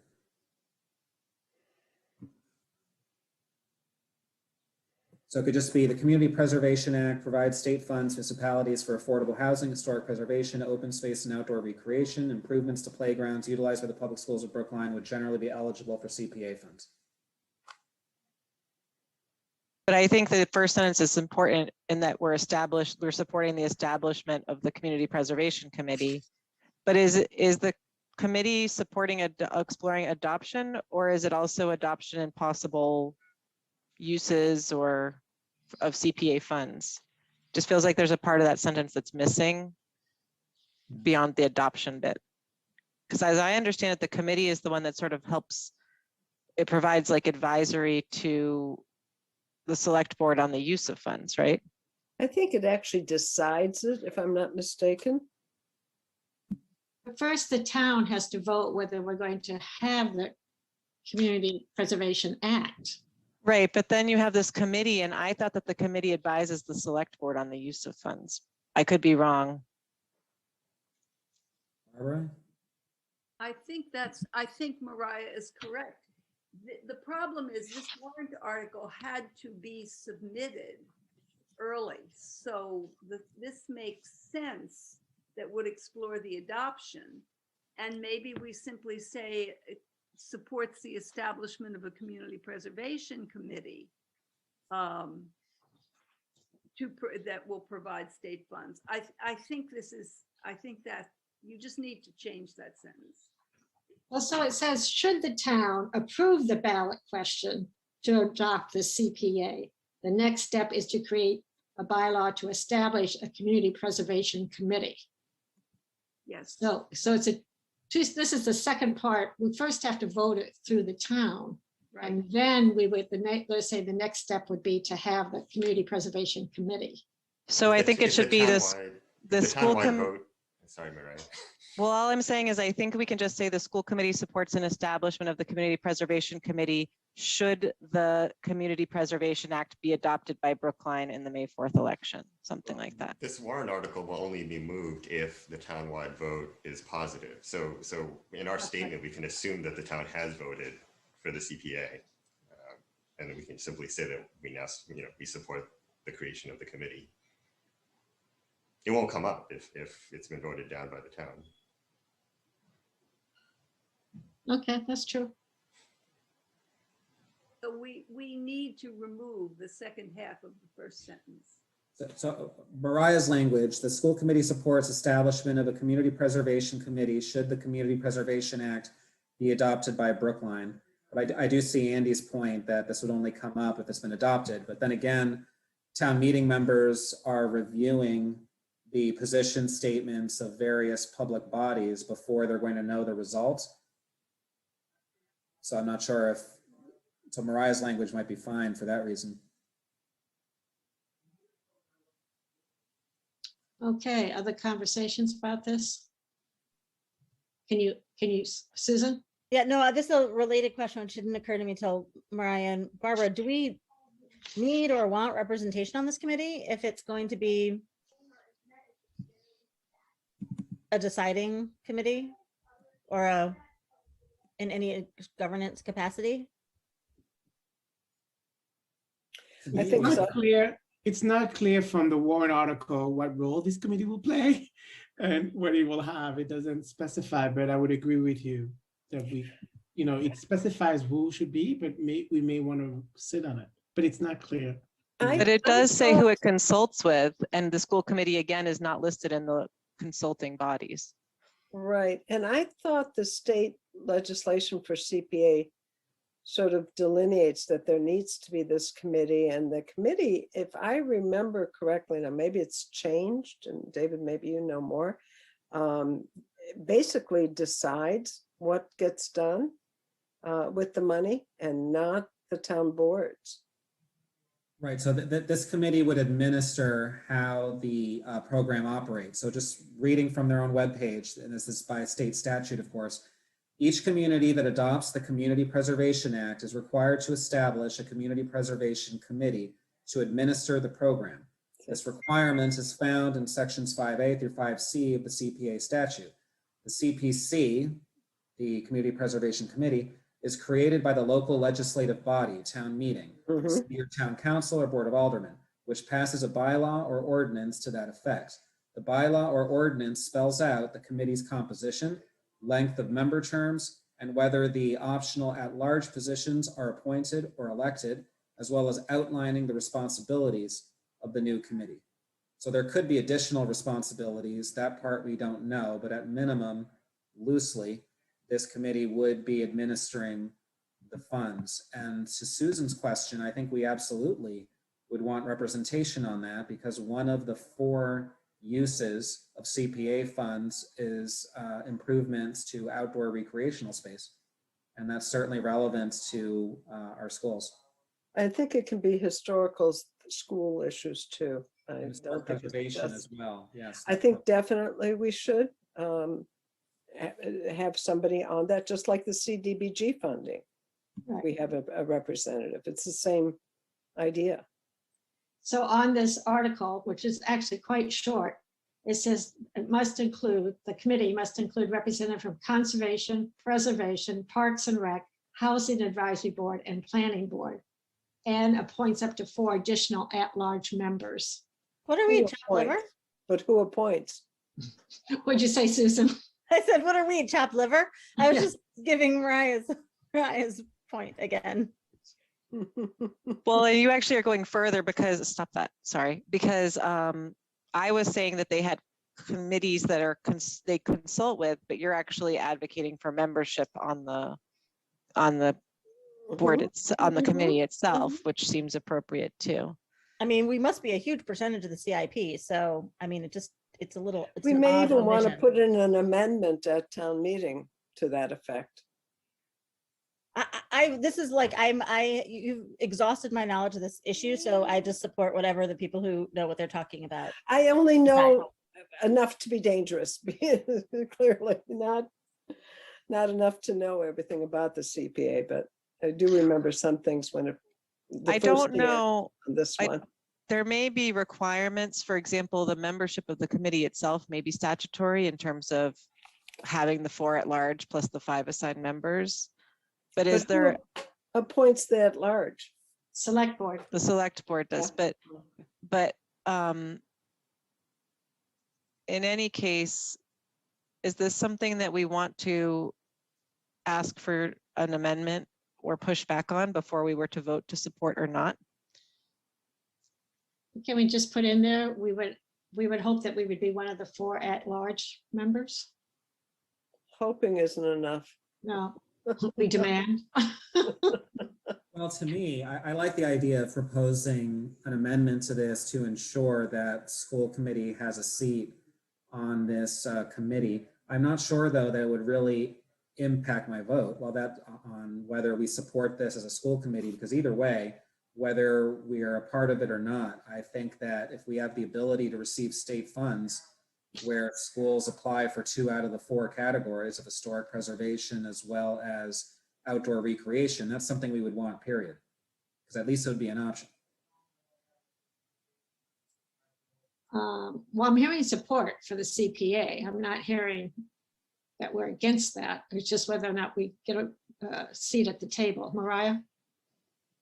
Yeah, as a body, though, I think that we should be advocating for the rights of the body. So I'm certainly not opposed to the CPA or the establishment of the committee, but I do, as a member of school committee, feel that school committee should be speaking more strongly on this particular point and perhaps advocating for an amendment to happen, and then it comes back to us. I would not want to vote favorable with an amendment that we haven't even submitted. Because, yeah. Susan? Let's make a suggestion. I mean, it feels to me like we need a little bit more information about what is the legal status of this committee and if there's a reason why we were excluded in the beginning, or if it was just sort of an oversight.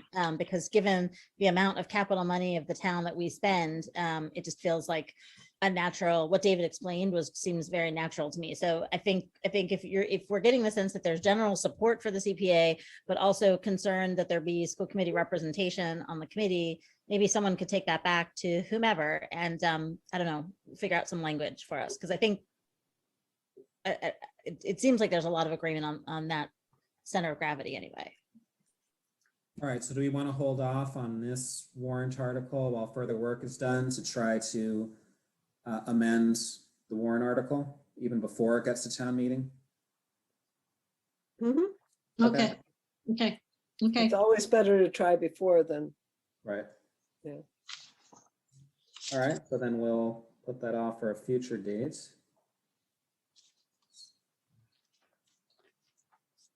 $33 is next. Yes, that's right. Sorry, I just lost my place here. So for Article 33, do we have, I believe one of the petitioners is here to present? Naomi, I think. Yes. Danny Stone. Hello. I can share my screen. All right. Can everyone see the screen? Yes. So yes, good evening. My name is Danny Stone, town meeting member from Precinct 10. Thanks for inviting me to speak tonight. I'm one of the petitioners on this article, which is about emergency funding. And when we think of disasters that need emergency funding, we usually think of large scale events like hurricanes, tornadoes, and wildfires, which don't affect us in Brookline. But the pandemic is a painful reminder that these large scale disasters can reach us. And when they do, we need clear protocols in place when it comes to receiving and spending the emergency disaster and stimulus funds from outside entities like the federal government. So we've put together some slides to walk you through how the warrant article works. All right. So the goals are to provide information about large-scale emergency disaster and stimulus funds received by the town from outside entities like the federal, state, or county governments. This is money that's outside the normal budget process. And to provide the public a chance to comment on these large-scale emergency disaster and stimulus funds received by the town.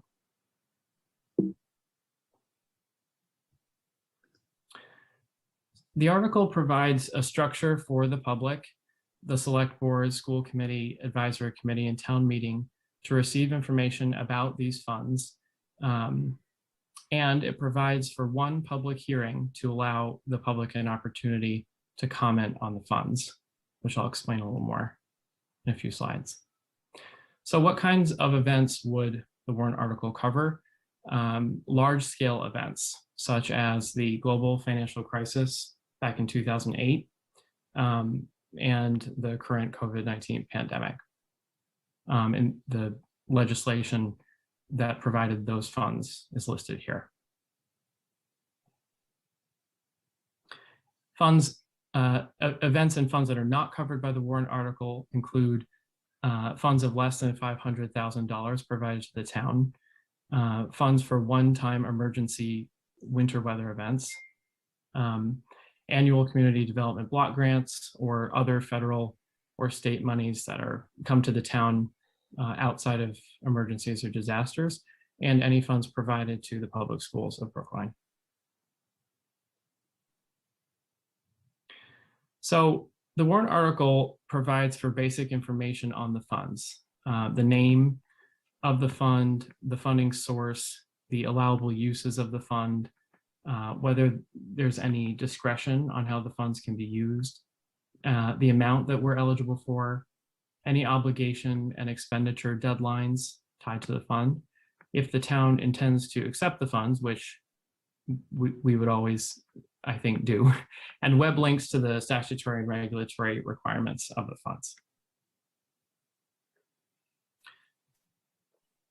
So for posting and notification about the funds, the information would be posted on the town website within 10 business days of the town receiving written notice of funding eligibility.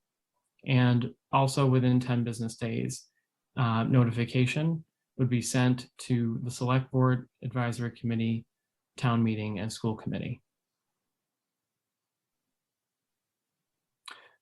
And for reporting to the public on the funds on a quarterly basis, the town would post a report on the website listing the information on the fund and a table on how funds have been obligated and expended. And I have an example of that coming up.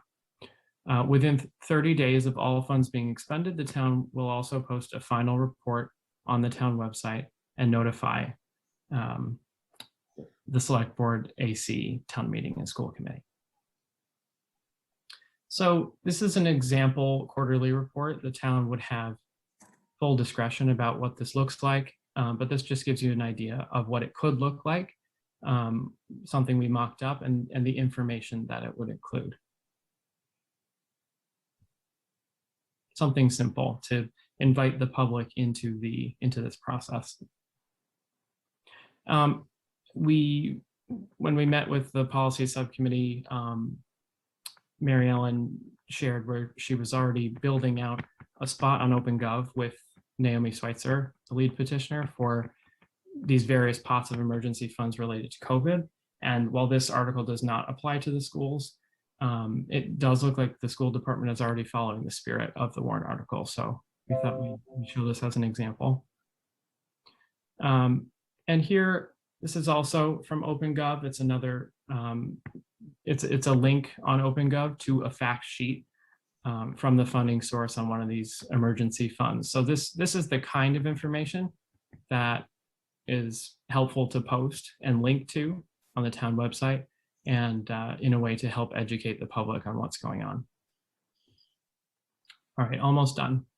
If the town receives funds with any flexibility on how the funds are spent, the select board or their designee would hold a one-time public hearing to receive comment on the funds within 30 days of the first 30% of the funds being obligated. But during this time, the town is not required to halt spending during this public hearing process. It's just a way for the public, once the spending of these funds is underway, a way to invite the public in to get involved. And this is what the warrant article does not do. It does not tell the town how to obligate or expend the funds. And it doesn't require the town to stop spending these funds at any point. So that concludes the slides. I'll stop sharing. And thank you for inviting me to share and speak. Yeah, questions, comments for Danny?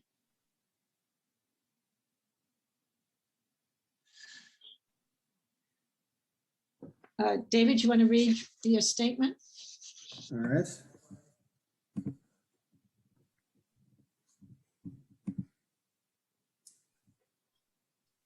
The school committee supports the spirit of public accessibility and transparency around the use of stimulus funds. The public schools of Brookline already provide regular updates at public meetings around the receipt and proposed expenditures of state and federal stimulus funds. Is there a Just, second to that Make statement? one slight grammatical tweak, should be already provides. Public schools of Brookline is actually a singular. All right. Do I have a second before we go into comments? Okay, thank you, Susan. Okay, Mary Ellen, you want to have any comment on this since you do our emergency disaster, whatever?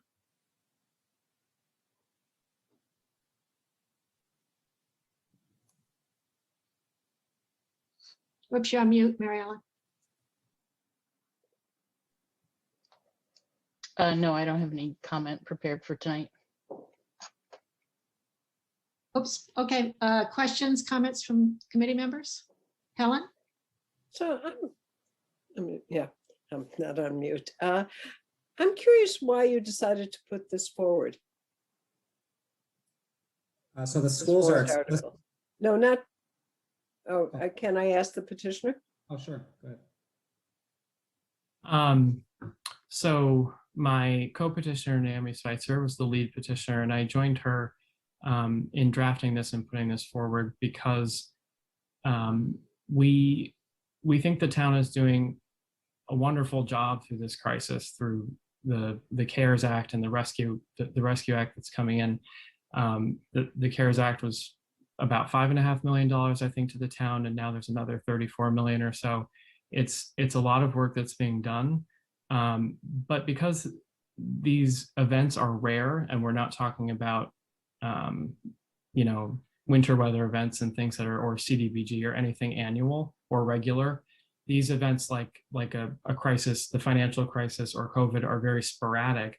But when they do happen, it would be good to have a protocol, we think, in place for what the town should do and how the town should handle all of this money coming in from outside entities like the federal government, and how to report on it in a way that is both not just reporting back to the agencies, because they're doing that, but reporting to the public in like an easy to read table, like the one I showed in the slide, to invite the public to engage in this outside of the budget process, but also to notify all the bodies that I mentioned, to make sure that everybody understands as we go on a quarterly basis how this money has been spent, where it's coming from, and where we're headed. Well, it doesn't apply to the school, so I guess I don't have much to say, but it sounds like you're trying to solve a problem that isn't a problem. I don't know. Well, we've heard from a few people that they are interested in participating more in the budget process, and people asking, you know, aren't we getting a bunch of money from the federal government? And there's not a clear or easy, there's not a protocol or a way to direct people to one place where that information lives. So this is largely an education piece. We're trying to kind of tie that together, and because it is sporadic, it hopefully, you're right, will not be an issue, and that these are more one in a generation, we hope, you know, every 10, 20 years or something like that, a large scale disaster might occur. And then we would have a protocol in place for how to handle all of this reporting.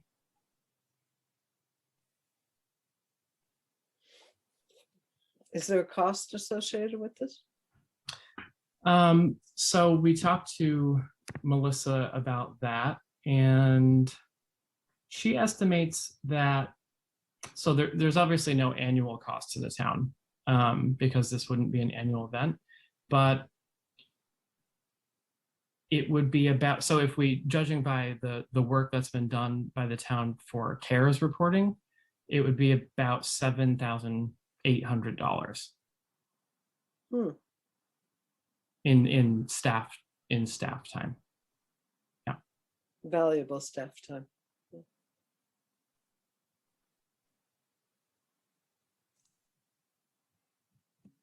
Other thoughts, comments, questions? Andy? Yeah, just a brief comment, or maybe a question, actually. My impression is, Danny, that since this was presented to the policy subcommittee, it's actually been redrafted to specifically exclude the public schools. Is that right? Because I think Naomi was saying then that it was not meant to apply to the public schools, but there wasn't anything in the warrant article specifically excluding us, and now that's been added. Yep, that's explicitly stated now. Mm-hmm.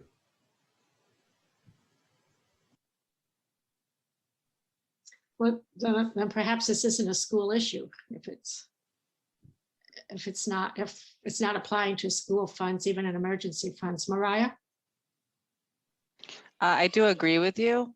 I mean, I personally support it in just general sort of good government transparency perspective. But if it explicitly doesn't apply to the schools and we're doing it anyway, I don't know why we'd need to necessarily weigh in on it as a body. So at this point, Mariah, we no longer would, but the initial draft that was presented to the policy subcommittee, schools actually were explicitly mentioned around the reporting component. So for that reason, we took it up. But given that that has since changed in the weeks that have intervened, we could decide not to opine on it now. David, I just Yes. wanted to point out that the current language in terms of what we have in our packet does not exclude Brookline Public Schools.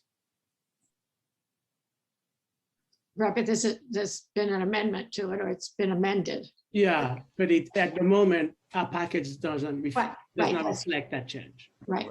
I thought it did. There's a markup version of the warrant article, and one of the red bits sort of adds the exclusion. Right, in an email we got, right, we got the latest wording for the.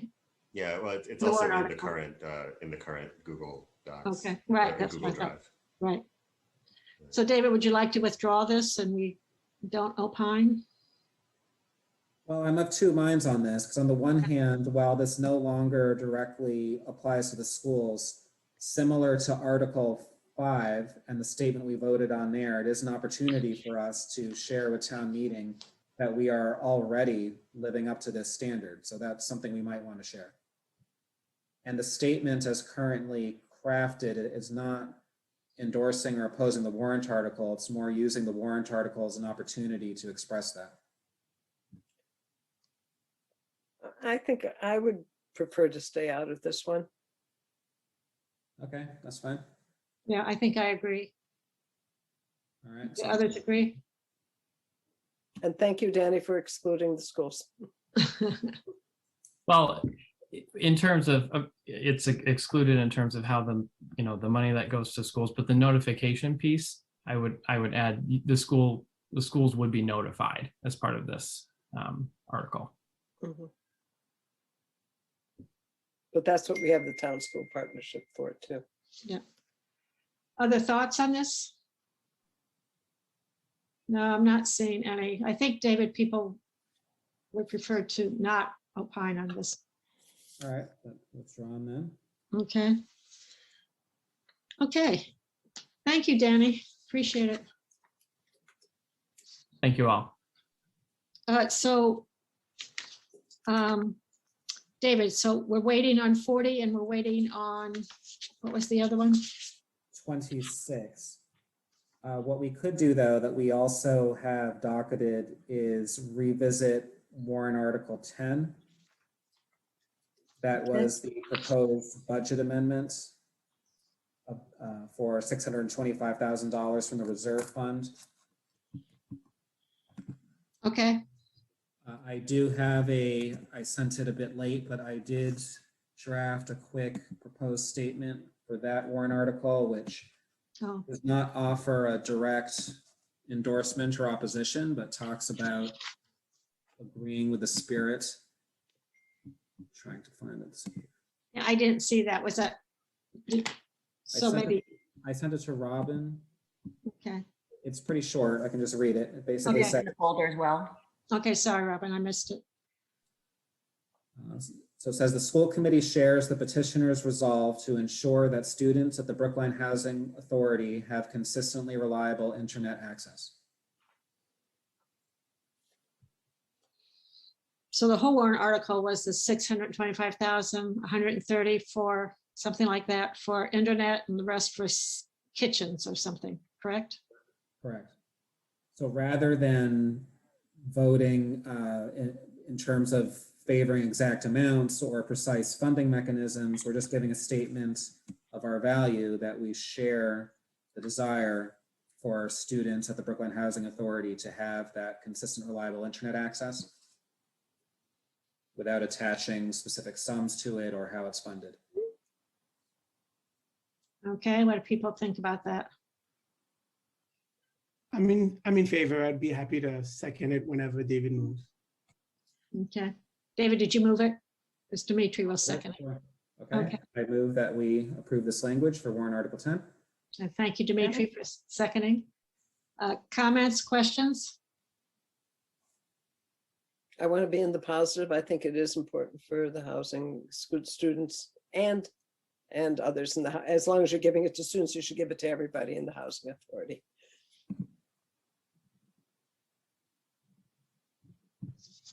Okay, other comments, questions?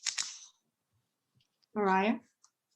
Apologies if I missed it. Or is the money still coming from the reserve fund instead of some other pot of money?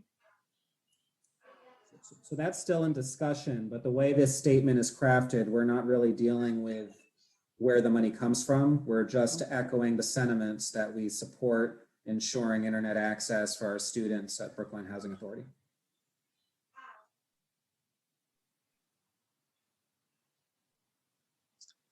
Okay, any other comments? We can vote on this. Okay, let's take a vote. We ready? Andy, Yes. Barbara, Yes. Dimitri, Yes. David, Yes. Mariah. I'm voting yes, but I had my hand up to make a comment, which is I don't think that Oh, the I'm sorry. statement, that's okay, but I'm going to say it now while I vote yes, which is I don't think you can divorce voting yes for something without actually considering what it says. And given that it says that the money's coming from the specific source, I'm okay with that in the absence of it coming from anywhere else, but I don't think that that's what we should be doing. But I'm voting yes, because it should come from somewhere. Gotcha. Susan? Yes, and I'm sure there's a way to fix Mariah's problem that is within the sentiment of the committee. Yeah. Helen? Yes, and I agree too. It could be CDBG funds that are directed that way. That's a possibility. Or ARPA. I mean, there's a lot of places that could. Yeah, come there's from. other places Well, too. that's one-time funds. You need a steady stream because it's not just a one-time issue. And I vote yes as well. Okay. So we got that one done. What else, David? Anything else? Yes, there's some precise wording now for warrant article 7, which we already voted to endorse at our last meeting, but we didn't have precise language for that. So I'll read that. The school committee supports warrant article 7 in order to secure the application of bond premium for the Driscoll School building project. Passage of this warrant article will reduce the overall cost of the project and allow it to proceed on schedule. So that basically allows us to bond it before the project begins. Correct? Yes. Good idea.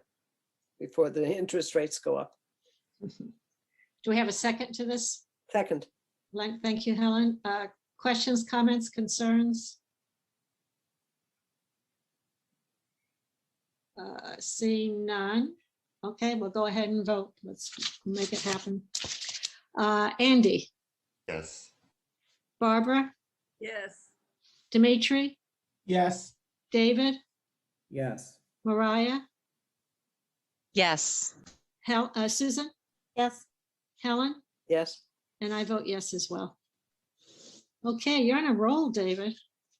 What else? Looks like, well, Article 9, so that one's a lot more complicated. That's going to require some more discussion. I do have proposed language, but I really would need for Mariah and Mary Ellen to help fill in the blanks and probably make a lot of other changes, but at least it's a start. So I wanted to get that conversation going. So that should be present in the shared folder.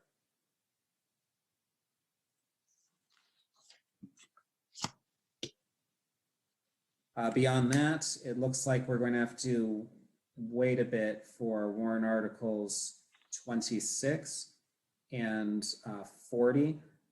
Lisa Cunningham reached out to me and indicated she could potentially be available earlier to present if that's something that we would like, or we could move on to something else and continue as originally scheduled with Lisa coming on at 9, and then Dan Saltzman, who's the lead petitioner in warrant article 40, coming on after Lisa. Okay, what do you want to do with Article 9? Let's deal with that now the best we can. Are we ready to deal with this tonight or no, David? Well, I think that's more a question for Jim, Mary Ellen, and Mariah. So Article 9 is dealing with the appropriation, including what it is that we would be receiving for FY22. Okay. We're not ready to do that, are we? Mariah says no. Jim or Mary Ellen? Mary Ellen says It no. doesn't appear that we're ready to do that. Okay. There's a lot of blanks to fill in there. Yeah. I hadn't looked at this draft one because it wasn't on the agenda for tonight, I don't think. Was it? Yeah, it is, but that's. Oh, I missed that. Okay. We didn't spend operating budget money for a lot of what's cited here, so I want to make sure I understand what the purpose is, what the ask is. I was just trying to get it started to help facilitate having a statement ready at some point. I did not think that we would have it ready by today, but I just wanted to have some language ready, and obviously this can be changed significantly, but this is the same general structure that we have followed in recent years. So I thought it would be a good starting place. Okay, thank you. David, oh, Andy, go ahead. Is this language then used as the basis for a presentation at town meeting by the superintendent or by Mariah, or it's just in the documents, but not necessarily read out? Usually both. It appears in the documents, and either the chair of the school committee or the chair of the finance subcommittee or the superintendent presents. We've had all three of those. Okay. So it should dovetail very neatly with the oral presentation at town meeting. That's right. Usually the oral presentation's a bit more detailed, and there will be a slideshow and have even more statistics present. And then the statement would be about as long as what you see now in the draft. So David, can you work with Mariah and Mary Ellen on this? Is that, Yes, that's fine. okay, great. So David. But I not really- for tonight, right? Just not unclear. for Okay. tonight. No, no, not for tonight. No. So I just want to give you a shout out, David. Thank you for doing all this work. My goodness, you just did it.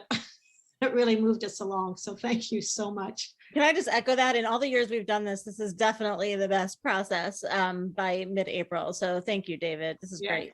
Yeah, really. You were the right person for this job, David. I really appreciate all the work you did. And your committee and your policy committee as well. Who is Jennifer, Dimitri, Andy, are you on that? Yep. And Andy, thank you so much to the committee. A shout out, definitely. Okay, so we'll come back to 40 and whichever other one that was. 26. Okay, yeah, 26. Mary Ellen, should we go to the fees for BEEP? I see Regina's here and Margaret's been here. Yep.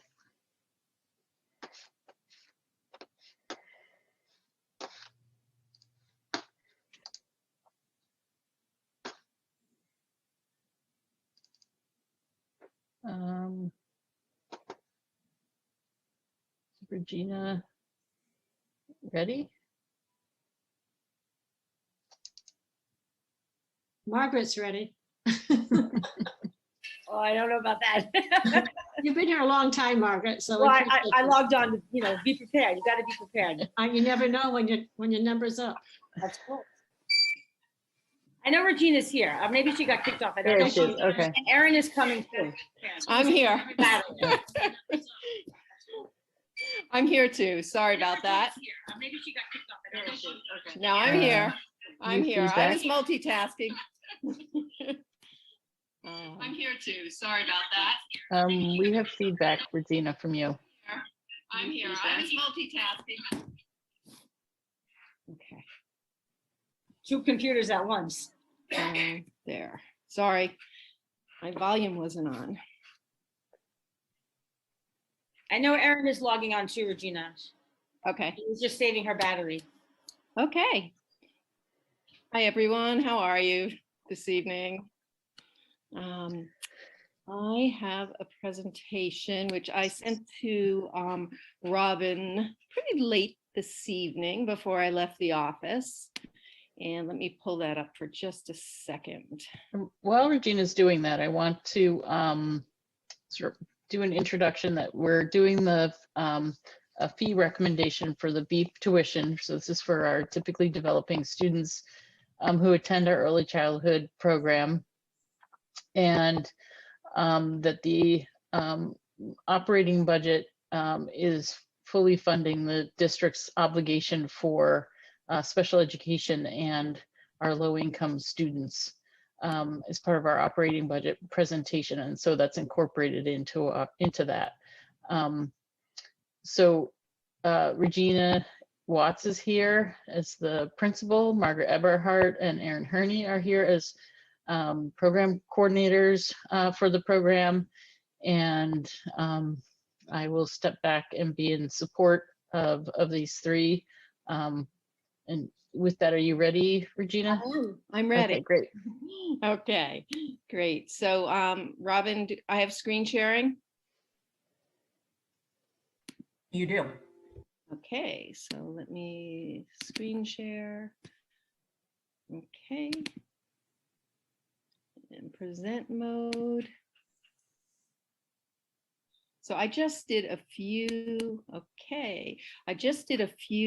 slides, and Margaret and Erin, feel free to jump in at any point, capturing a real 10,000-foot view of where we are in terms of finances, and I'm happy to answer any more specific questions.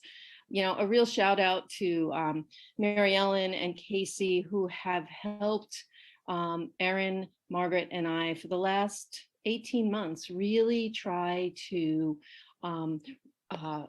do the right thing with BEEP's budget. And the first slide that we have is actually the last slide that I presented in the June presentation when we were trying to reopen BEEP. And I thought about this slide a lot because it has guided our decisions and our thoughts about funding for a long time. Specifically, the district's responsibility to meet state and federal requirements to provide inclusive preschool environments to students with identified disabilities, as well as exemplify the district's commitment to low-income students. So, and I really think this year we are as close to this goal as we ever have been. So thank you very much for your support. So BEEP has three primary revenue sources: our revolving fund, also known as SE20, the operating budget allocations, and then as well as a small number of grants. The pyramid model grant, which you saw on the first slide, we have our motto. You see it on all of our signatures about pull it up, be safe, be helpful, be a problem solver, be BEEP. It's a social emotional curriculum, which we have been working on and piloting. Actually, Margaret took the real lead on that and has developed and worked with our teachers. Erin is picking up the parts next year in identifying anchor books to work on for social emotional functioning. So lots of good things happening. The other grants really fund a lot of community outreach and programming that we have. So this is just an overview of the budget as we see it right now. The estimated 2.5 million would be what we would collect at tuition if we do not raise it. We have allocations for salary from the operating budget, some materials allocation, as well as our grants, for a grand total of about 6.1 million. Expenses in the revolving fund. These are estimates that we have right now. We're working with Mary Ellen's office to continue them. The revolving fund budget for staffing, materials and supplies, PD, and total 1.6. Okay.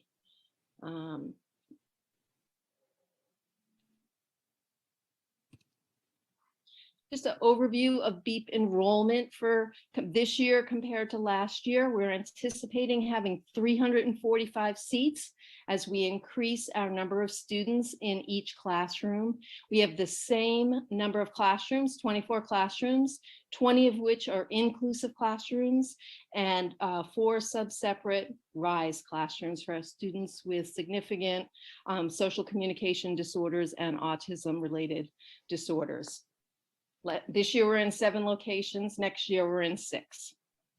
With that is because the Heath classroom will be closing in order for Heath to continue their RISE, expand their RISE programming. The distribution of the 345 seats, 223 we're anticipating being tuition paying seats, 82 seats for students with identified needs, and 40 seats for students who have qualified for financial assistance. And there's the breakdown of the percentages. I prepared this chart just to give people a sense of what various increases in tuition are. So the current tuition, which would be the proposed 0%, is $11,227. And then as you see, 1%, 2%. My clock, this antique grandfather clock can't be stopped. So we're just gonna have to live through 8 chimes. It'll stop in a moment. Sorry about that.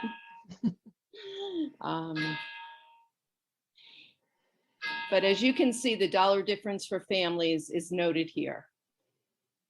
What it really means to families in terms of an increase. Oops. Okay, so now. Okay. So we've always compared BEEP where we are to private, both private, and we haven't really looked very closely at public school programs, although we know that we were higher than most because BEEP comes from a long tradition of a regular ed history. And it was the inclusion piece that came separate later. But when we compared BEEP to other childcare centers in town, and childcare centers are, their mission is different. Students, even though they're open for 11 hours and 12 hours, students don't attend for those hours. But what I did was I calculated the hourly rate based on a 10-month participation and the number of hours they were open. So this is the least expensive to the most expensive. And BEEP falls right here.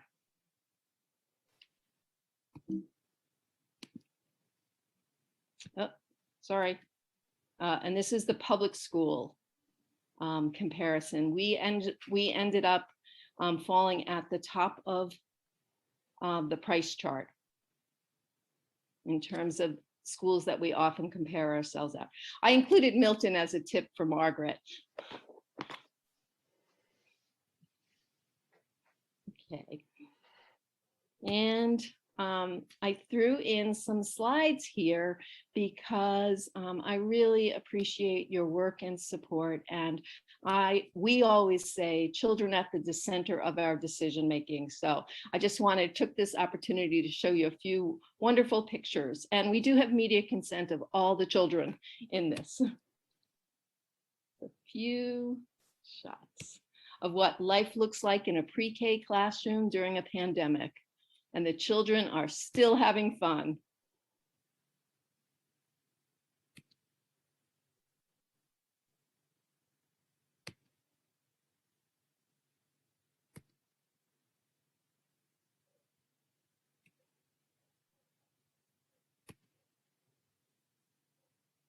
This was crazy hair day.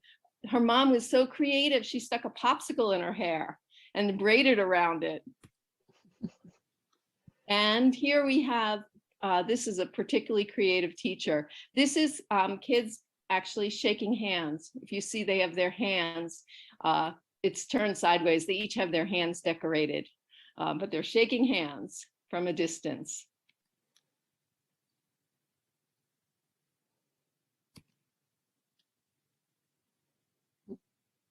Okay. So that's it on the slides, but I'm happy to go back to any slide that people would like to see more information about. So the purpose of really us coming today, so I can stop screen sharing for the moment. The purpose of us coming tonight together was to make a recommendation and have a discussion about what our fees should be for next year. And based upon the information that we've been able to move some of our inclusion teachers, which was a goal we talked about last year, to the operating budget as an obligation of the district to fund our special education students and our low-income students. We will have enough money in the revolving fund to feel that a recommendation of 0% would be the most appropriate recommendation at this point. So I'm just going to add to Regina's presentation that we've been in conversation with, or I have been in conversation with Melissa Goff around, and this has also been part of the long-term plan around charging the cost of benefits to the revolving fund for those employees. And that would, in fact, release funds out of the health insurance account and flow through the town school partnership into our operating budget. And Melissa's working on that. I was hoping she would have that information today for Regina to include. She is working on that tomorrow. So that information will be coming forward to be considered as part of the revenue that would be available in the revolving fund to pay for that. So there would be shifting of dollars from the health insurance benefit account through town school partnership to our operating budget allocation, and the health insurance costs for those employees being charged to the revolving fund. And we still would be able to keep it at a 0. I'm anticipating we would keep it at a 0% increase. But it gets to sort of, I think the sentiment of the community has been to charge from a full loaded costs to our revolving fund. So we're also positioned to be to begin honoring that sentiment as well. So just to be clear, your recommendation is to go with a 0% increase for Correct. next year. Okay. Correct, and that would still give us a surplus. We are looking at that. I have to say that our surplus that we're anticipating is dependent upon 100% seat occupancy, Okay. as well as 100% collection. Right. Probably prudent for us to think about 95% collection, and seat occupancy for the first year ever.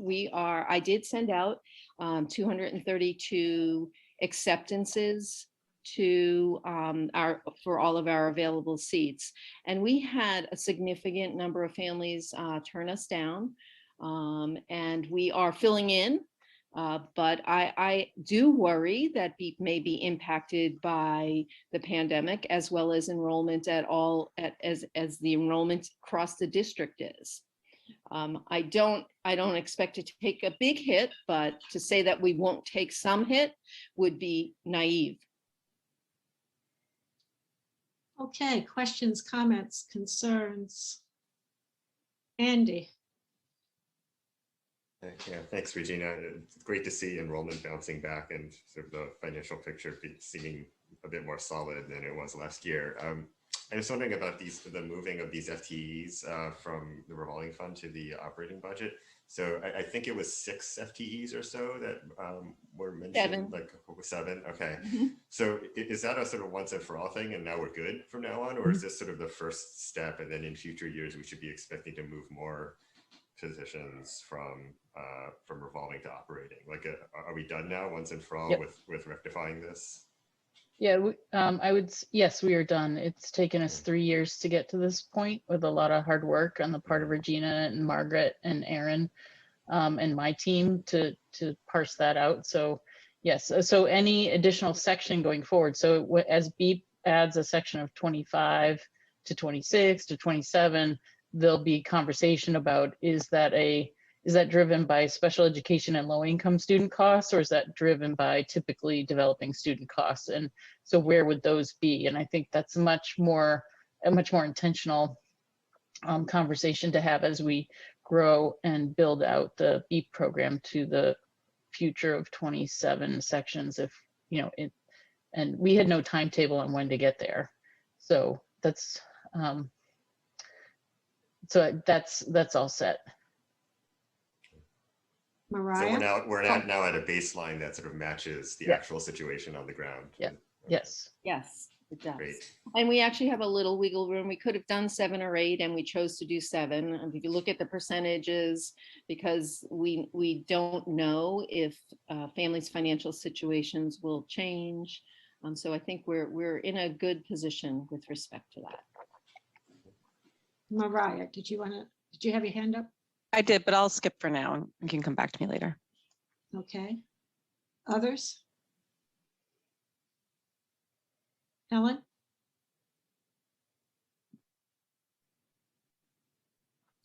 Sorry. I sort of heard a little bit of what you were saying, Regina, and worrying about, secondary effects of the pandemic. Yes. And our lower enrollment. Mm-hmm. And people not coming from abroad that could possibly fill in some of those spots that you have, that often may do that in the summer when there's an open spot at the last minute. Would 1% make a difference? Could it make a difference? Or should we, I mean, I don't want us to be in a position where next year we're saying, oh my God, we have, you know, a $300,000 deficit in BEEP, or even a $25,000 deficit. Mhm. So I, on the other hand, I feel for the parents, you know, I don't really want to raise tuition if we don't have to. Right. I don't really feel like it would make that big a difference. You know, 1% difference in terms of what I'm pulling out my the chart, in terms of what difference it would make in terms of our, we have a pretty big piece of a pretty big surplus right now. I guess what we're waiting for is the number from regarding the health insurance that Mary Ellen is speaking about. Yeah, that was the other piece that raised a little concern for me. Yes, I mean, and yeah, I understand how that's concerning too. That's And something.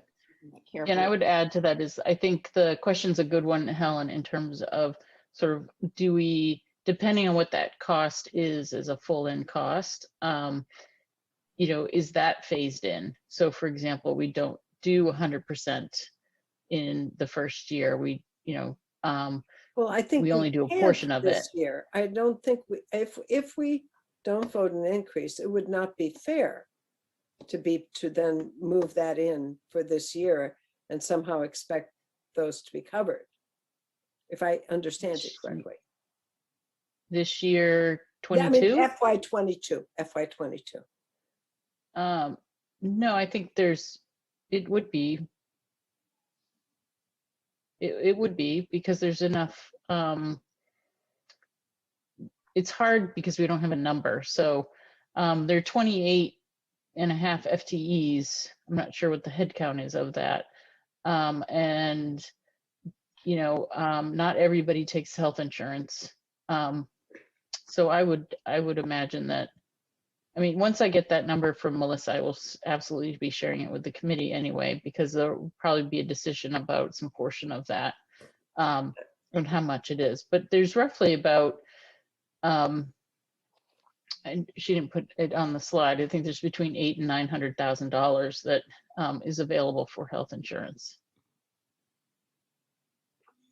I guess So if we had, you know, some decreased enrollment of those 232 seats, you know, supposing we had 10 vacancies, that would be $100,000, right? Right. And any proportion of that, if you don't fill it right away in the beginning. Or then we also get to the point of, do we hire do we hire for all 24 sections if we don't have students for 24 sections? It may be 1 or 2 in each section. Yeah. So it's not, Right. that doesn't But work, just- Mary Ellen. it's all the variables you have to consider. Right. I would like to have one variable, sort of a known variable, and would maybe request that we hold off on this decision till we have as much variables that we know. If that, I don't know what other people think. I thought, Regina, you needed this decision, but I could be wrong. So we told families that the school committee votes on it. I mean,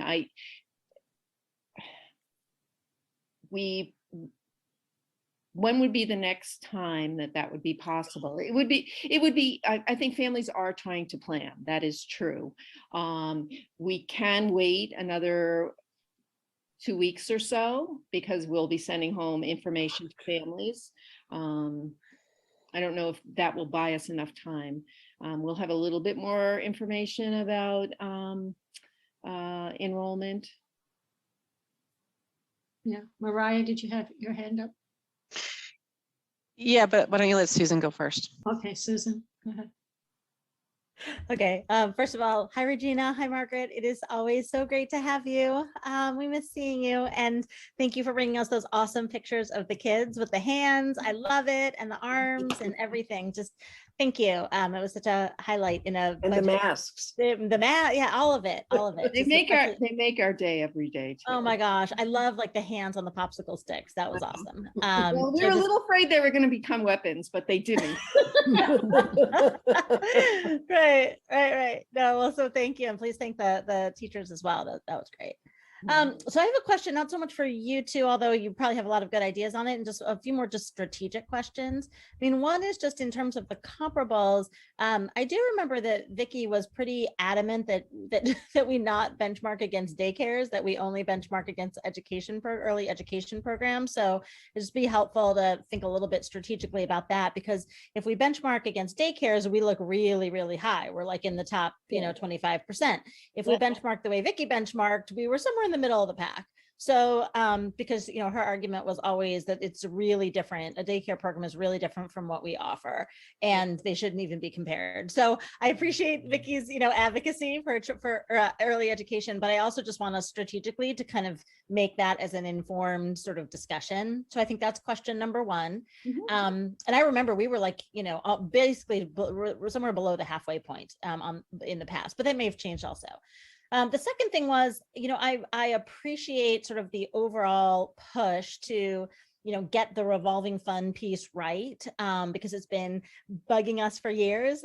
So thank you for that. I do have a little bit of a concern just in this year that, that it doesn't, I have a little bit of a concern, it's more of a question, that we don't sort of create solvency due to accounting. Meaning if we move a whole bunch of costs off the books, it looks like we're in much better shape financially, and we don't have to have a fee raise because we've taken up a whole bunch of costs and moved them over to the operating budget, where there's just a different funding source for them. And they sort of, I don't say compete, they kind of go into the pool with kind of all of the rest of the calls on the main school committee budget. So it actually puts pressure in a bunch of other places, if that makes sense. So I'm all for solvency 100%, but I also want to make sure that that solvency doesn't happen on the back of an accounting maneuver. It doesn't look like solvency when in fact we're now going to kind of get less revenue, and it's actually going to be harder sort of as a system. So I think that's my second question. Like I said, it's not necessarily a question for you, it's sort of a strategic question. And the third question is, I do, like Helen, I'm quite concerned about 100% enrollment, and $100,000 is a lot of money, because given how tight some of the things we're talking about are.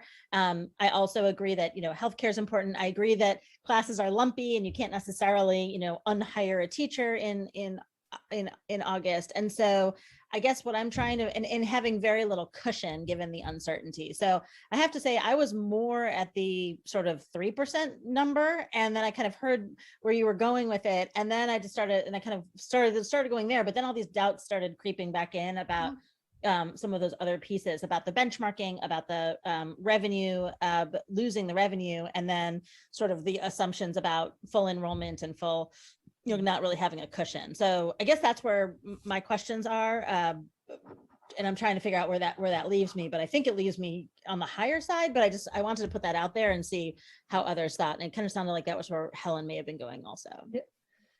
Can I first address that with the health insurance benefits, the piece that to replace those dollars is to actually reduce the town's obligation on the health insurance account and have those funds flow through to us and replace those dollars. So our increase so that is, I would say, more revenue neutral in terms of basically being able to have those dollars that are going to the operating budget replaced by another different funding source. So appreciate the comment about it being perceived as solvency.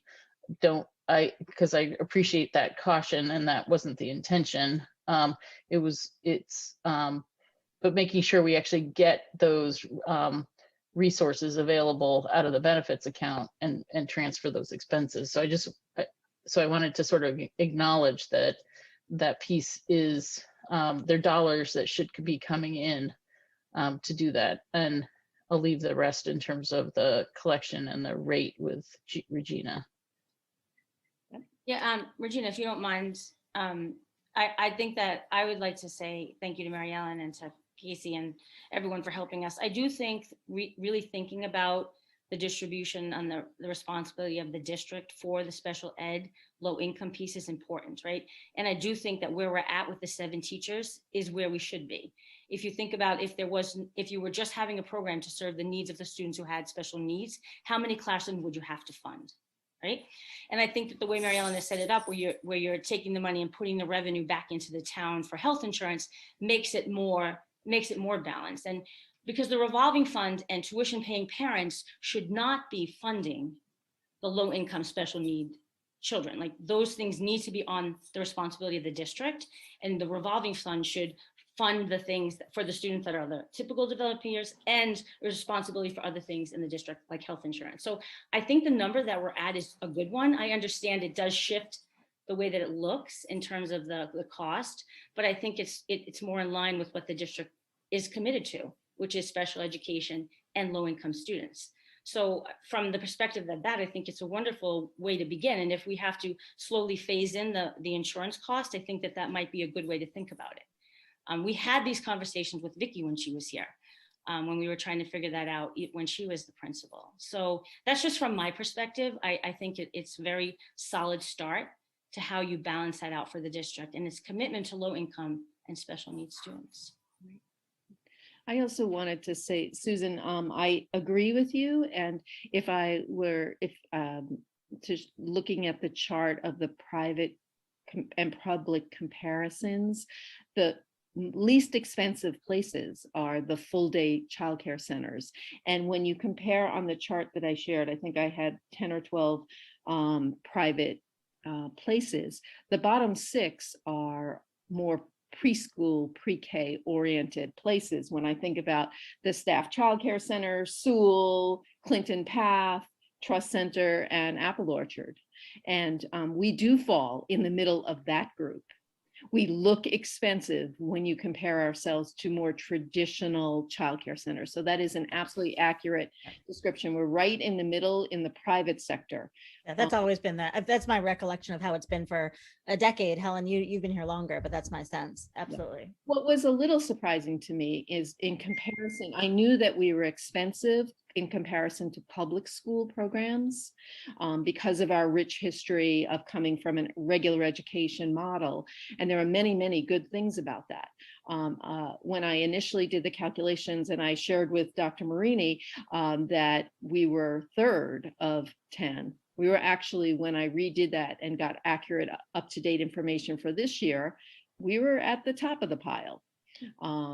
So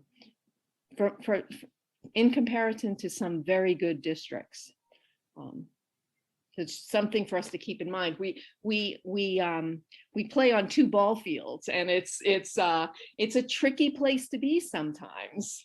So that piece. But it's the right place to be. Yes, exactly. It is. I agree. I mean, it is a really unique place to work, to go to school, and we're so grateful that you've continued to provide support around that. Mariah? Thanks. Regina, I was wondering if you could pull up the slide again that basically presents the revenues and the expenses. Sure. There was one slide, right? Yep, there was Okay. one slide on that. I have that. Hang on. Well, look at my crazy laptop. Okay. This is the desktop of my nightmares, I have to say. Okay, because why did I close Chrome? Hold on, I have no worries. Oh, there it is. Okay, so that was that. This one? Yeah, I think it is this one. So these are all the, this is expenses. Yep. So my question is, so the revenue that's projected here is the 100% at the 100% occupancy at 0% raise. Is that correct? 100, yes, this is 0%. 0% increase, but 100% occupancy, correct? And 100% collection, 100% occupancy. Yep.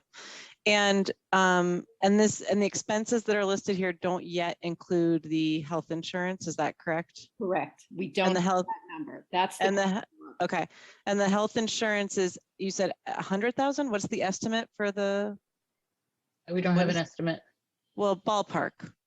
500,000, 100,000, 10,000. What are we talking about here?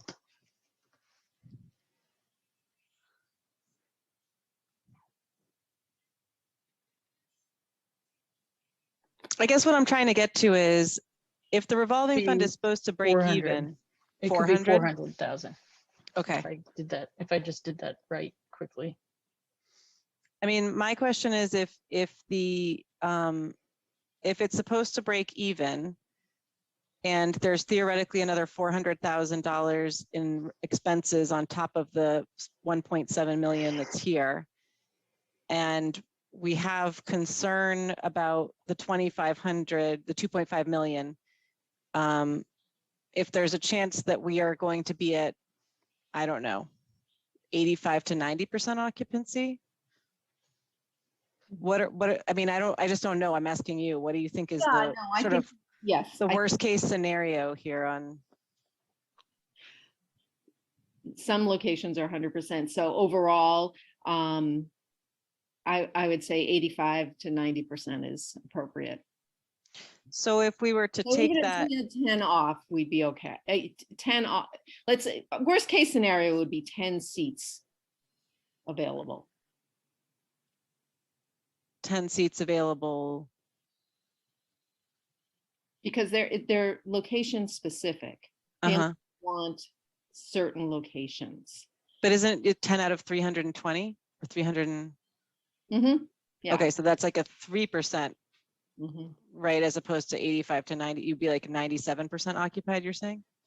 Yes, sorry, 90, yeah. Oh, 95, yeah, yeah. It would be 10 out of the tuition paying seats though, not. Yeah, the tuition, the 232 seats. Right. I see. Okay. So I guess so if it is a 10% or that's a 5%, let's say, I guess I just get a little bit concerned that not having that the expenses and the potential for the revenue to dip and the expenses that aren't fully loaded here for the actual, when you add in the potential health insurance costs and you take out the potential dip in the revenue, it's a lot closer than I think is presented here right now.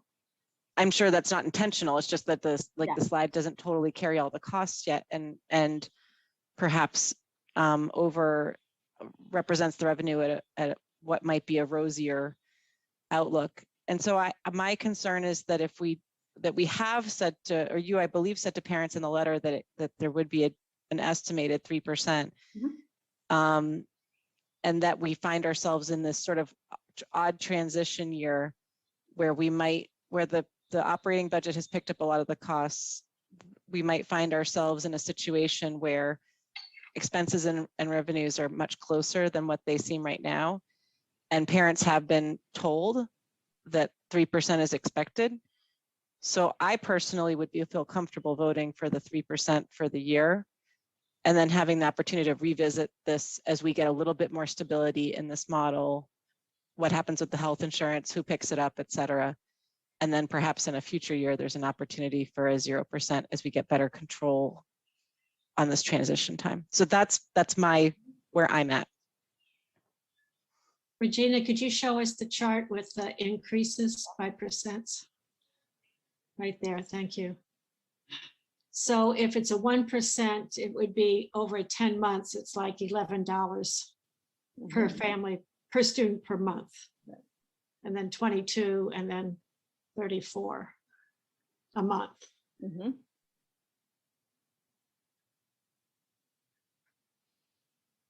The 3% increase, if you look at the bottom, the 2.5 to 2.578, it's just about, 75,000.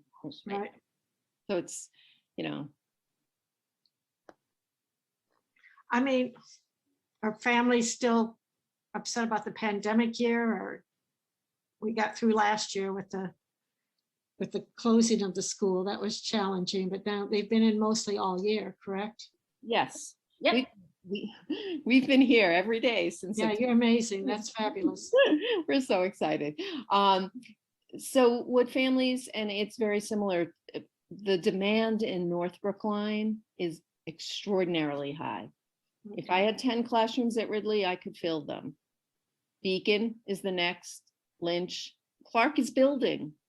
We're getting much more interest in Clark this year. So that is nice, as people see that it's a beautiful facility, and we have capacity for extended day there too. So, and do you have a sense, are there any South Brookline families that are coming up Route 9 and then they drop them off at Clark, or no?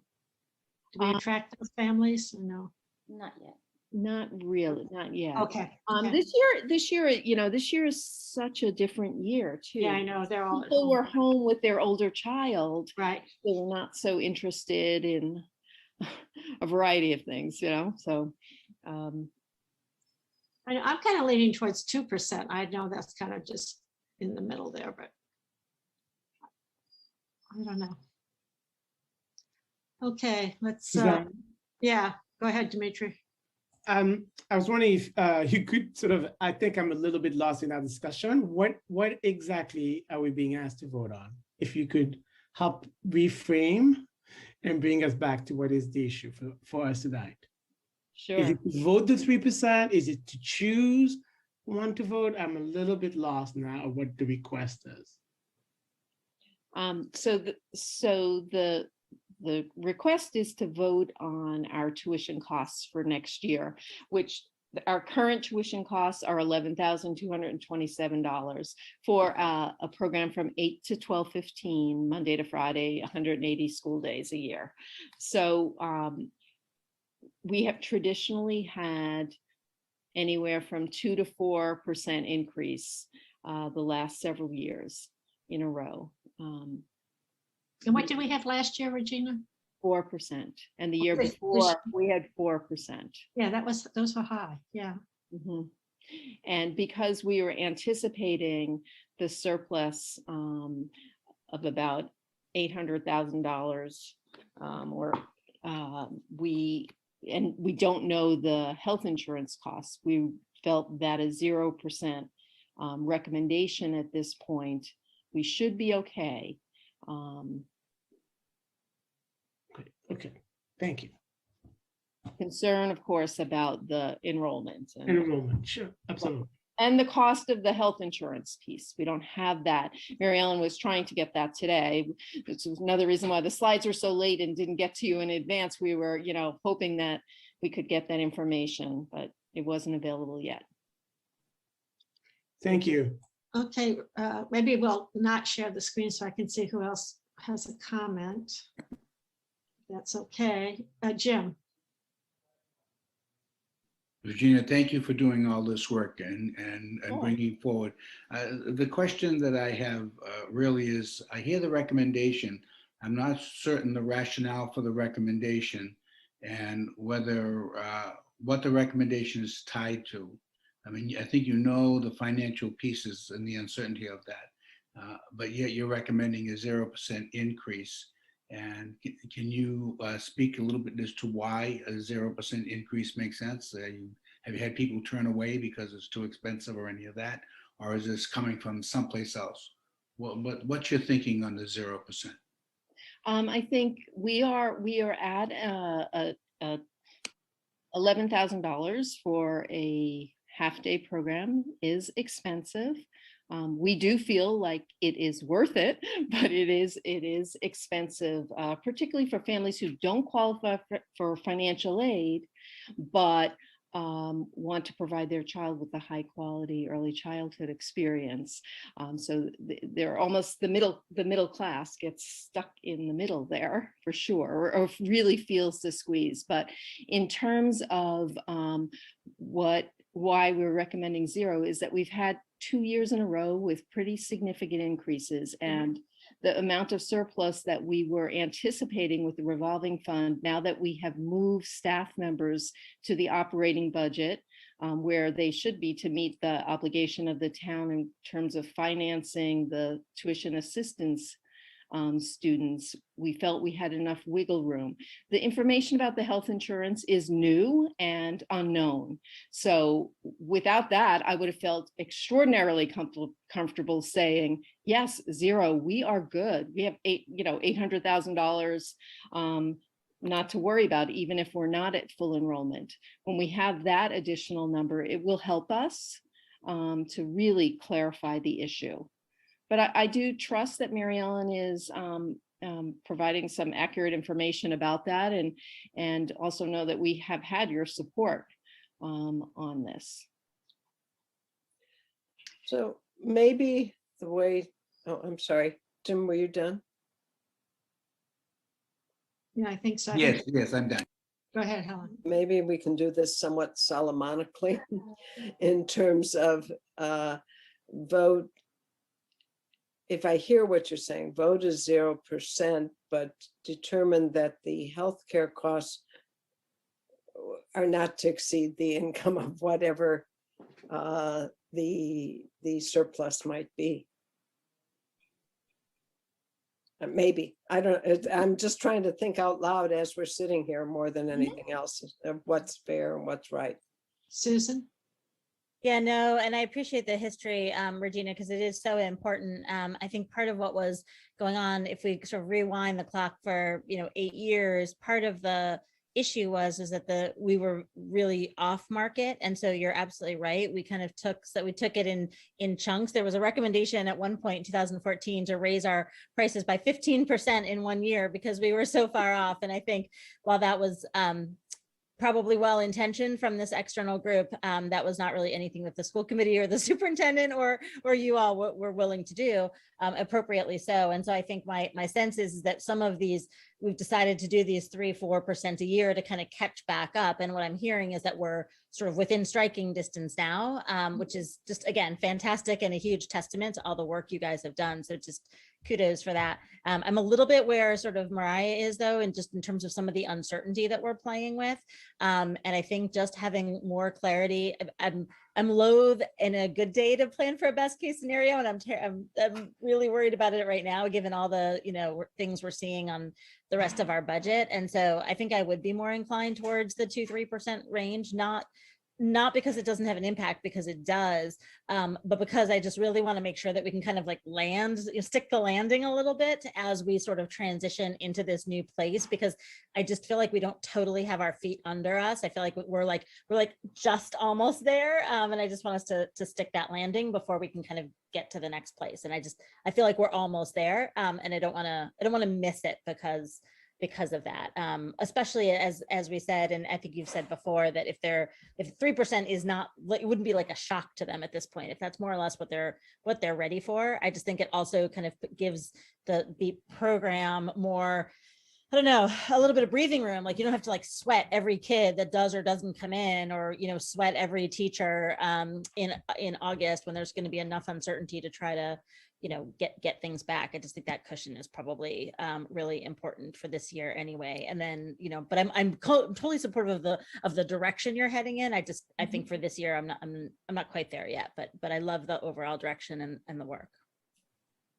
I will say I'm hoping that next year we will be having a conversation about universal pre-K. It's a possibility. That's what they're talking about. So that would be a great discussion to have. David. Hi, Regina. Thank you for putting this together. I'm curious about the slide that does a comparison with other public school districts. Aside from the difference in number of hours, is there a difference in programming, significant differences in programming offered by the other school districts and ours? Yeah. So when I calculated that information on that chart, most school districts, as do we, offer a variety of programs dependent upon students' special educational needs. So I tried to pick a program tuition rate, the tuition for the program that most closely matched our 8 to 12-15 program. They're not all exact. I would say for a half-day program, we give and provide more to our special needs children and our regular education children. Our programs are 4 hours and 50 minutes. Most districts are 3 hours. So it's 15 hours a week versus we're 21 hours and 15 minutes a week. So that's more value, but I did compute it, and the ranking was based on an hourly rate. That's the only way I could compare them in terms of where we fell in the pyramid. I think that we do provide, in general, provide more for a half-day program. But with that value, we're still more expensive. So we should kind of think about what we want to do as a committee. I don't know if we're ready to to take a vote. I've heard 0%, I've heard 2%, I've heard 3%. Or do we need to postpone it? I don't know. Or what did you say, Helen? You had something going on. I forget how you worded that. I'm not sure. Okay. Yeah, if it, I mean, that had to do, didn't have to do with the percentage.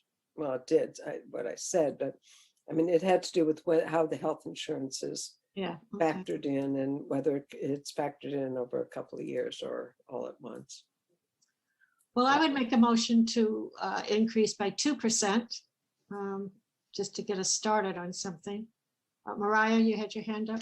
I was going to say Helen referred to her motion earlier as Solomonic, and I was saying we could take a different Solomonic approach and go to 2% instead of 3%. And Okay. Okay. yeah. So I'll move 2% if somebody wants So to. I'll second your, Solomon's okay, I'll too. second your 2%. Okay. Regina and Margaret and Aaron, can you live with 2%? You could, yeah. Yeah, I mean, I think it's a great solution, and I hear everything that you're saying, and I think it's very thoughtful approach. I think we were just thinking about the two years of 4%. Yeah. The increase that we've had in students that are applying for financial assistance across all of the preschool up, to the 2 pre-K levels, and that weighs heavy on us too. That we know that families really need that, and how committed Brookline is to that. And in the conversations we're having around equity in the district about the role that pre-K plays in that long-term goal for equity for students. And nothing would be happier than to hear about universal pre-K and being able to offer that to all of our families. I think for Erin and Regina and myself, those are the things that weigh heavy on our hearts and our minds when we think about having the absolute best pre-K program for families in Brookline. And I know you all feel the same way. So I think that, we were trying to be mindful of not charging people extra and having a large surplus and not being able to articulate clearly what that surplus was for and how it would be used in the district. But I think that the explanations tonight fit that. And I think that we're moving in a really wonderful direction. And I'm excited for BEEP and for the future of the program. And under Regina's leadership, I'm super excited to be a part of all of this with Erin as well. Erin's done a lot of great work on equity. I know she's here somewhere, and we're just really excited to see that the changes are happening and your commitment to that as well.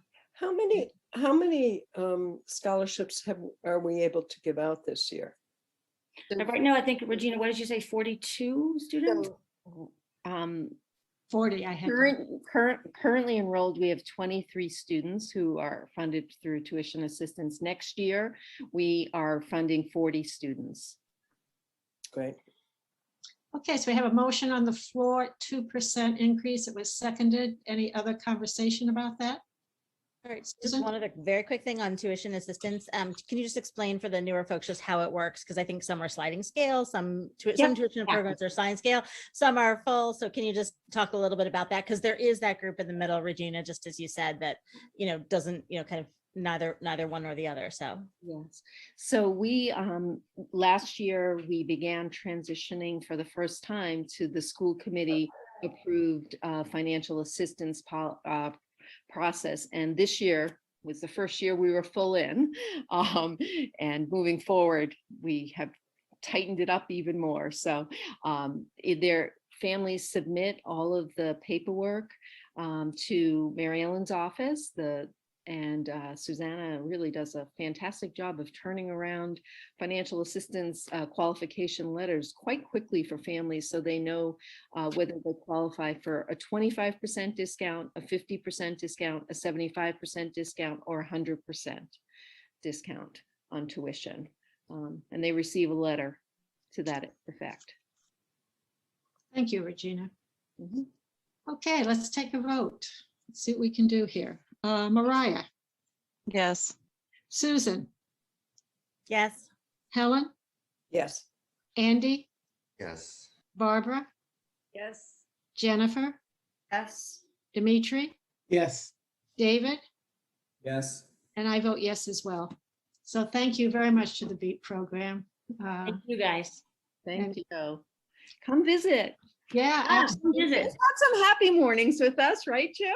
That's right, Regina. Thank you. And Margaret and Aaron, thank you. I know how you struggle mightily with the whole area that Margaret, you articulated so well, and it supports what Brookline tries to do in terms of the equity piece. These are not easy decisions. So it's very good the way it worked out, and particularly Margaret talking about when you have the surplus and how do you talk about the surplus, and yet sustainability is the balance on that. So great discussion, and congratulations for all the work you've done. You do run a great program. Thank you so much. Thank you so much. Thank you, guys. Have a safe Well, night. you're welcome to stay, but you're welcome to leave. I think we'll listen remotely. There you go. There you go. Or you can come back another time and look at the tape. Thank you. Thank you. David, we have Bonnie and Dan Saltzman, I believe, are here. So should we go ahead and do 40? All right, that sounds good. Okay.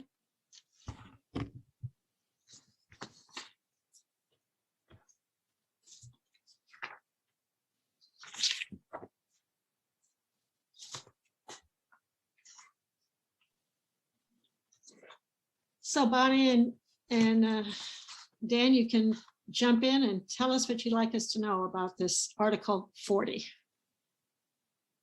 Hi, Bonnie, there you are. You're muted. You're on mute, Bonnie. Oh, I'm muted. Hi, Hi, there you go. Dan is on his way, jumping right in. It was his son's birthday today, so we have been doing our best to allow all that time for he and his family. So he's on his way. He's got my slides. Thanks for having us tonight, everybody. Oh, there you are, Dan. Sorry about that. No problem. Our bathwater was green. What's the school committee going to do about the green bathwater in Brookline? Sorry about that. We have a supply of Clorox. You could have mint green. All right, so I will share my screen, right? Mm-hmm. Okay. Everybody see that? Yes. Okay. So my name is Bonnie Bastian, town meeting member, precinct 5, and board member for Brookline Interactive Group. Obviously, I'm here with Dan to present warrant article 40, and Kathy Bisbee is also here to help with answering some questions. She's executive director for BIG. We wrote this warrant article to begin a conversation in town about who BIG is, the enormous value they bring to Brookline, and what is possible for the future of the partnership between the town and BIG. Next slide, please. I will start with how BIG is funded. BIG is not a line item in the town budget. We are a completely separate entity. The large majority of BIG's funding is the 2% of the 5% of per subscriber cable fees allowable under federal cable franchise law. The other 3% goes to the town. Both the town and BIG are losing funding because of the precipitous decline in these cable fees due to cable cord cutters and streaming services. BIG has been really proactive about addressing this issue, but it remains uncertain. Next slide, please. Warrant Article 40 is a resolution to ask the town to recognize BIG's essential work through a more formalized long-term partnership. We want to do this by creating a community media committee to aid in identifying potential stable funding mechanisms for BIG, to review cable licensing and leverage opportunities such as grants of location to cable companies. And we want to explore future partnerships to utilize its resources and expertise for public benefit. Next slide. I want to make sure that we acknowledge the very generous $196,000 in emergency funds BIG received from the town in the early months of COVID, in recognition of all the work BIG did to keep the town running and the public informed and engaged. It was clear that this level of work needed from BIG wasn't sustainable without financial help, and so we thank the town for that critical support in that moment. And I'm going to pass to Dan. Thank you, Bonnie. Okay. I'm Dan Saltzman, town meeting member, precinct 6, and I'm BIG's board chair. And I want to thank the school committee for allowing us to present tonight. So what you're looking at here is essentially a flow chart of all the services that BIG provides to the community. We don't just televise public meetings. There's so much more to it: trainings, community engagement, and media collaborations, member content. There's really just so much that we do in the community here. Now, this slide shows the difference in the demand for big services between 2019 and 2020 with COVID. You can see that Big tripled the content between those years. And we know that this level of content is not going to go away. As the public has adapted, this is really the new normal. For example, hybrid meetings are being codified into law in states like California. And we know here in Brookline, the movement towards greater government transparency continues. This graph shows a breakdown of Big's diverse content. And you can see that the programming is really only a quarter government content. The programming touches all aspects of community life in Brookline. You can see, there's faith-based content, community content, civic life, children's, sports, music. There's so much, and it touches all elements of it. Big's innovations and awards. There has been an enormous amount of accolades that have been bestowed on Big.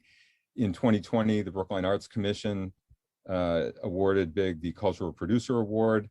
I'm not going to go through all of these, but a good number of, a lot of recognition that Big has received over the years. In 2017, Big was actually flown out to Kenya to present a VR project to the UN Environmental Assembly. And Big's executive director, Kathy Bisbee, has also received numerous awards in her role in this capacity. So let's look at the funding for Big and the income sources. In 2019-2020, we saw the beginning of income diversification for Big. Delivering all this content and all these services cost money, there's no doubt, and especially at the level that Brookline requires. So a year ago, while cable revenue was certainly the majority funding source, Big had made moves to begin bringing in other sources of funding as well. COVID, unfortunately, was a huge setback. And when we go to the next slide, you'll see that a lot of that progress was really wiped out. When the pandemic hit, the income diversification was really all but sidelined. At that point, 94% of the funding was, again, coming from the cable companies. This slide shows Big's projected losses starting in 2018 and going out through 24-25. You can see that the funding from the cable companies is absolutely in a deep decline. Comcast revenue is declining by 12.5% annually, and RCN revenue declining by 14%. So we have to plan and we have to act both as a town and Big as an organization. So pre-COVID, recognizing the need to adapt and change to the declining cable revenues, a plan was formulating, and Big recognized the end of the traditional funding. Big advocated on local, regional, state, and national reforms to enhance cable company funding. Big grew its non-traditional funding model, expanded the board, expanded staff capacity. Big started the first, or the public VR lab, which was the first publicly accessible virtual reality lab in the country, and again, presented on that topic to the UN in Kenya. Then COVID hits, and it really was the perfect storm. COVID stopped Big's ability to grow new sources of funding from customary fees, workshops, classes, grants, paid after-school programs, and more. It halted Big's ability to research and advocate and consider new ideas, and essentially strategic planning was put on hold. But at the same time, we had a 200% increase in community demand for Big services, and that same 200% rise in costs operating remotely. So while our ability to get new sources of funding was halted, we had to increase by 3 times the amount of services we were providing, while the cost to provide those services was increasing 3 times. So in 2021, we took action, added staff to cover the 200% increase, purchasing equipment and adding expertise to align with the new post-COVID landscape. And Big's facility will reopen and continue providing curbside laptop and media making equipment to its members. So what's the future hold? As other similar organizations are closing or being bought out by large media corporations, Big continues filling the void for local media here in Brookline, providing expertise for the community engagement plan, amplifying Brookline's diverse voices, and through multiple platforms, Big keeps Brookline informed and our democracy thriving. So what the petitioners are asking is to form a committee, and in that committee to study the idea of aiding big in identifying stable funding that's not dependent on legacy cable subscriptions, exploring future partnerships with big for the benefit of all of Brookline, and again, in establishing a community media committee, we need to be guided, help guide us through the cableless future, which is something that we absolutely see coming. So we appreciate a vote of favorable action on warrant Article 40. Thank you so much. Questions, comments, concerns? Well, we've got Bonnie and Dan here, and someone from Big. Kathy, I'm sorry, Kathy, got it. Helen. All right. Well, first of all, I want to thank you guys for all you do for us. We do appreciate it. It's been terrific. You've been great partners. I think we've been good partners as a school district and providing space for Big, and it's been a good partnership with the high school. So all those things have worked, I think, very symbiotically well for all of us. I'm not sure exactly what the article is supposed to do, the warrant article. So we're asking for the select board to form a committee, and we want that committee to look into ways that we can produce stable funding for Big. In the end, both the town and Big are going to lose this revenue that is all but disappearing at this point. And so, we're a few years away from that. This isn't happening tomorrow. We need to develop a plan. We need to figure out what to do, because it's not like if Big goes away that the town can just say, all right, well, that's too bad. We like Big, but we'll move on. The town, it relies on us for the services, so we've got to figure this out, and we need the help of the town. Now, there's also the original article that we had proposed had alluded to a change in the funding, that maybe Big would get more of the 5% than the 2% that we currently get. And we've modified the warrant article at the advice of the advisory committee because this is a resolution, but we certainly hope and expect that whatever committee is formed would consider the funding model among all the other ideas that we can come up with to figure out this problem. Does that help?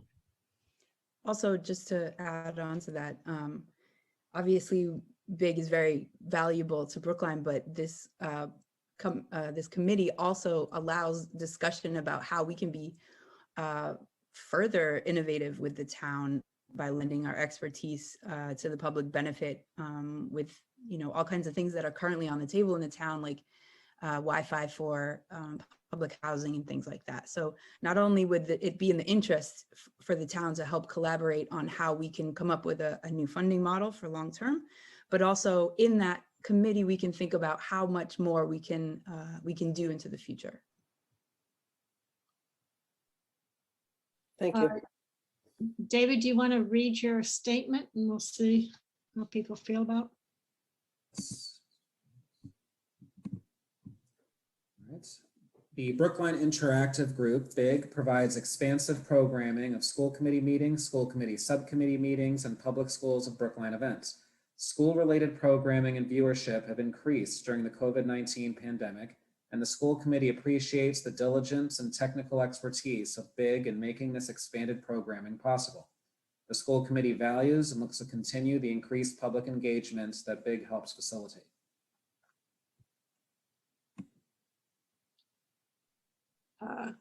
Can I say thank you?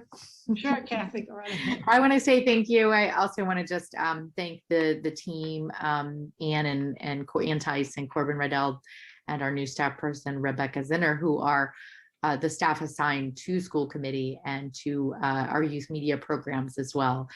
And we hope that throughout this process, we can also let you know about a lot of other programs you may not know about that weren't included in that statement that we are providing to the public schools of Brookline, and that we might be able to brainstorm other ways that we could partner to both support BIG, but to long-term support media literacy and creative expression and really a whole Arts to Work creative media arts program in Brookline, because we are being known regionally for some of that work, and we would love to partner with the schools on that and other things. Yeah. But thank you. Yeah, I can think of a whole list of ways to partner, Kathy. If a fun brainstorming event, yeah. Other thoughts? Do I have a second to David's statement? Thank you, Barbara, Jennifer. Other questions, comments?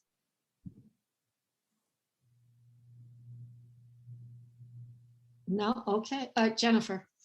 Just very briefly, another thank you. It's an amazing amount of work and hours that go into this, and making sure that all of our meetings are accessible to people who are, at home, especially. I mean, I can't imagine if we hadn't had this sort of system set up, what that would be like, what access would be like for folks. And so I just know it's a lot of work and a lot of hours, and I'm very appreciative of it. So, I hope that we need to figure it out. We need to figure out what this is going to look like. And so I wish you personally all the success and at town meeting with this warrant article.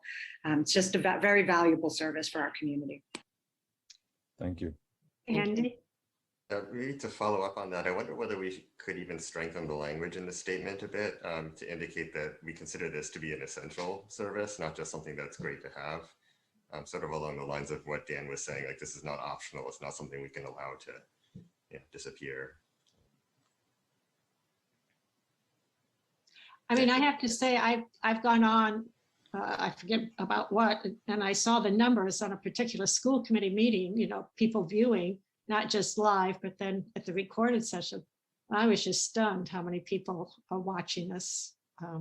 I don't find us that exciting, but people are watching. We are must-see TV. We are must-see TV. We've raised the ratings a bit. People come with popcorn to watch our public comment. So yeah. Dimitri, then Helen. I just wanted to check in with David to see if we could modify and follow up on what Andy asked. And then I think we certainly could. So perhaps in the first sentence, the Brookline Interactive Group provides expansive programming of school committee meetings, et cetera, perhaps provides expansive, essential programming of school committee meetings, et cetera. Would that work? I wonder whether we could be more specific and just say that the fact that it's broadcast in this way is in a way essential to our mission. Like we would not be fulfilling all parts of our mission if this access weren't being provided. All right, so the broadcasting of these meetings provides an essential service to the community. Okay, provides an essential service to the community.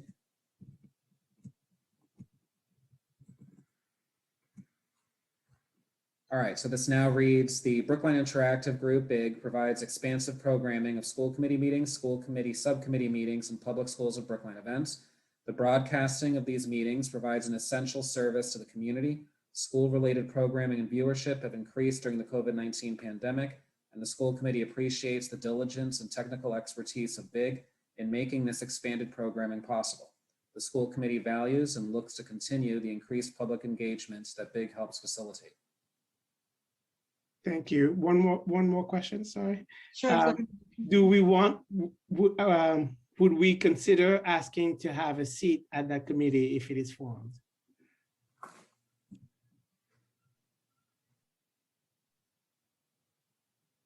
Sure, you volunteering, Dimitri? I was just about to unmute myself and say Dimitri's volunteering. Be the volunteer. I just don't know if we need to have that in the language of our support, sort of saying we support it and we would want to have a seat, but maybe it's unnecessary. But either way, I'm ready to vote on it. So, okay. I think Mariah had her hand up. Mariah? I did. I just wanted to point out, I don't think it's represented in the language of the statement of support right now, but as when Dan went through the slides earlier, he pointed out that, I don't remember your exact word stands, but something like BIG is more than just the public access TV. And there's a whole media training aspect too, that I think there's an educational aspect, which happens in concert, if I'm not mistaken, or at least with high schoolers and students, right? And so there's an education program happening through Big Two, which is not represented in the statement right now. And I think it would be nice for the school committee to include that educational mission and not just the public access mission. Am I getting that right, Kathy? I am, right? Okay. And Kathy, do you do things with the teen center or no? We do with the Teen Center, with very much so with Steps to Success. In fact, Ann Tice, our staff person, is getting an award from them. We just heard, for all of the work that she's done on behalf of BIG with the youth media program and the intergenerational storytelling program that she also runs. We also have an internship program and an Arts to Work apprenticeship program to train on video production and media making, and also virtual reality. Okay, David, now what do you got?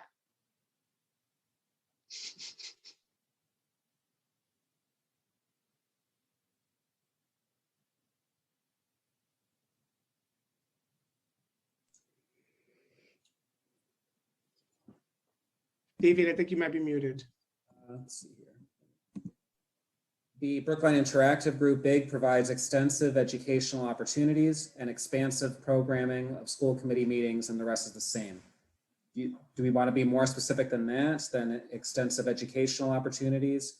Should it say extensive educational opportunities for our students, or just leave it as educational opportunities? How specific would you like it to be? I like the for our students myself. Okay.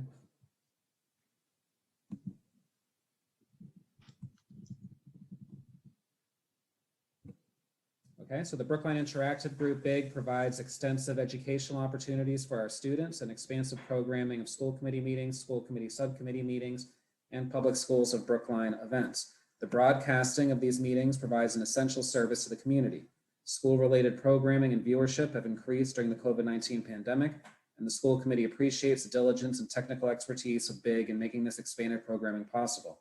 The school committee values and looks to continue the increased public engagement that BIG helps facilitate. Do we want to Can we say public engagement and educational opportunities Increased public in the last sentence? and educational opportunities that BIG helps facilitate. Do we want to say we would look forward to working with a committee that if this article passes, or Dimitri's volunteered to help out, or?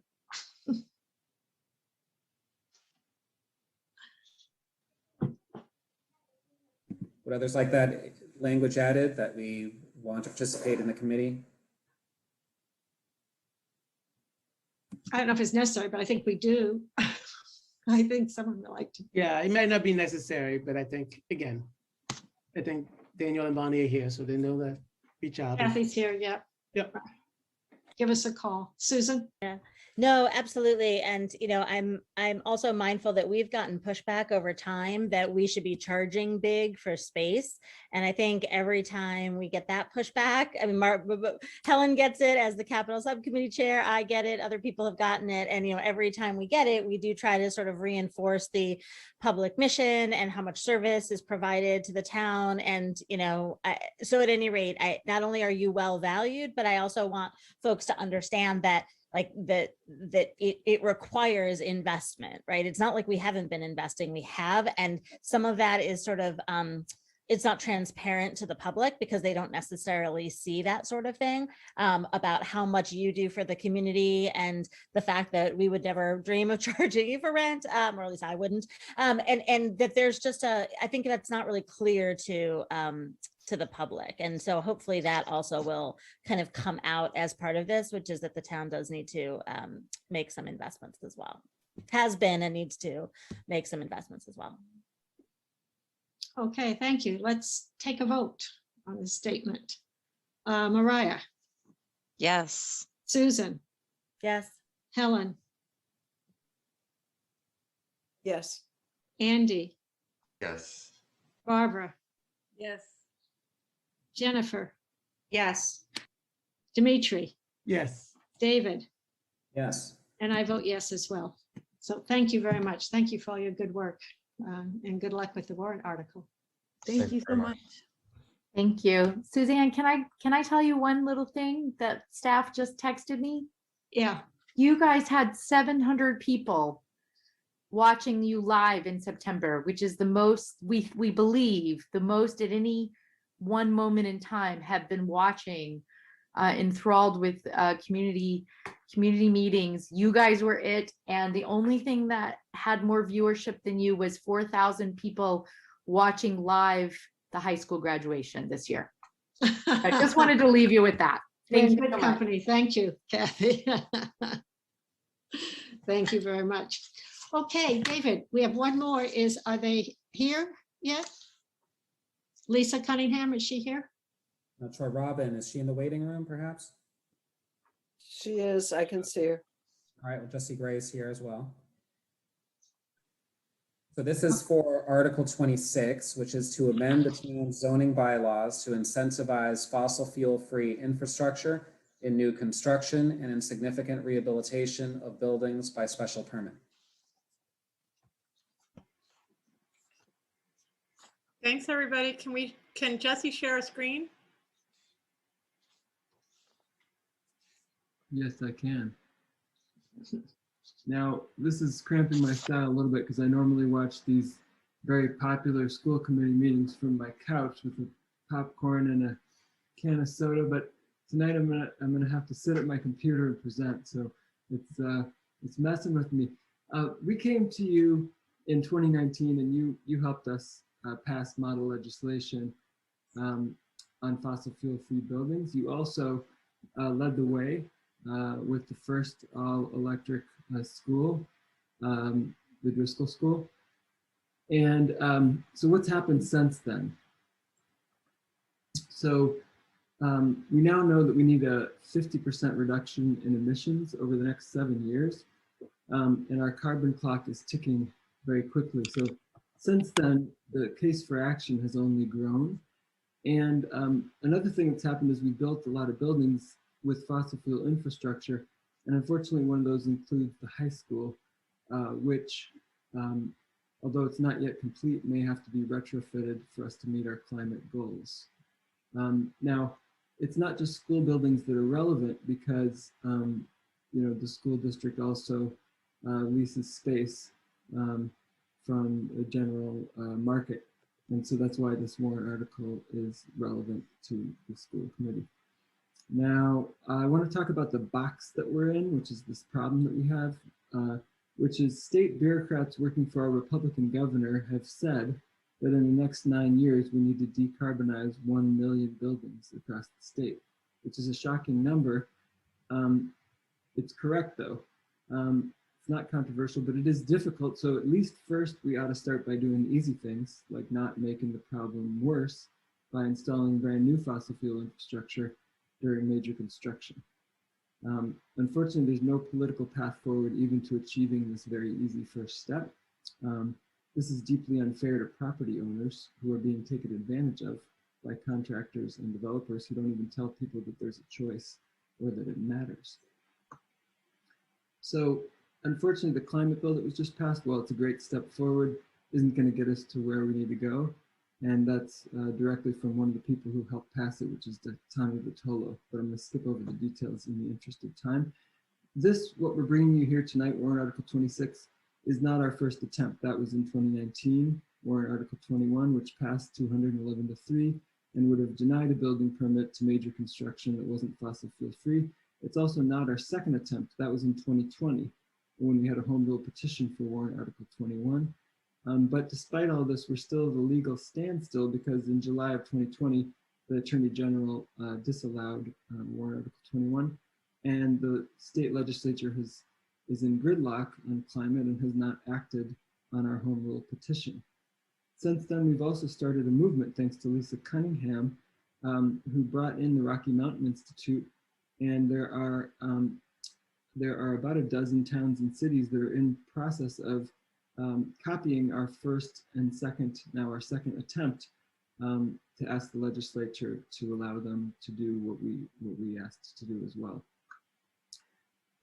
So our warrant article tonight is a response to the Attorney General who, in the disallowable letter, asked us to do something that was in zoning, not a general bylaw like we had done. and something that was less than a mandate. So that's what we're bringing you tonight and bringing to town meeting. We asked our lawyer to draft this professionally, and this is very similar in terms of its policy to the original warrant article, which everyone supported. Same definition of new buildings, very similar definition of rehabilitation, and very similar and or identical exemptions, but it's translated into the language of zoning, so it only applies to projects actually that require a special permit. It's therefore narrower in scope. It has a waiver process that's through the ZBA, not an entirely new board. There's no denial of a building permit, but instead there is a incentive slash disincentive, which is that if you build fossil fuel free, you get a regular special permit. But if you don't build fossil fuel free, and you could have, then you get a time limited expiring special permit that expires in 2030.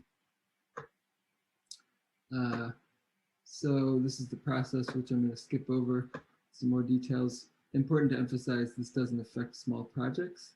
And it's really important that this includes renovation because most of our lots are already built by far. It's cost effective on the whole, on balance, it's pretty much cost neutral. The space heating portion can be a little more expensive in current prices, but that's expected to flip as we start to pay off the billions of dollar projects that we know we need to undertake to stop our gas lines from leaking and to upgrade gas infrastructure. So the cost should only get more favorable over time. We got a bunch of feedback on this from advisory committee, EDAB, town staff. We've made some changes. We're still in the process of making some. And the future is bright with an all electric fossil fuel free future. This is our team. It's a similar team to what we had before. Thank you.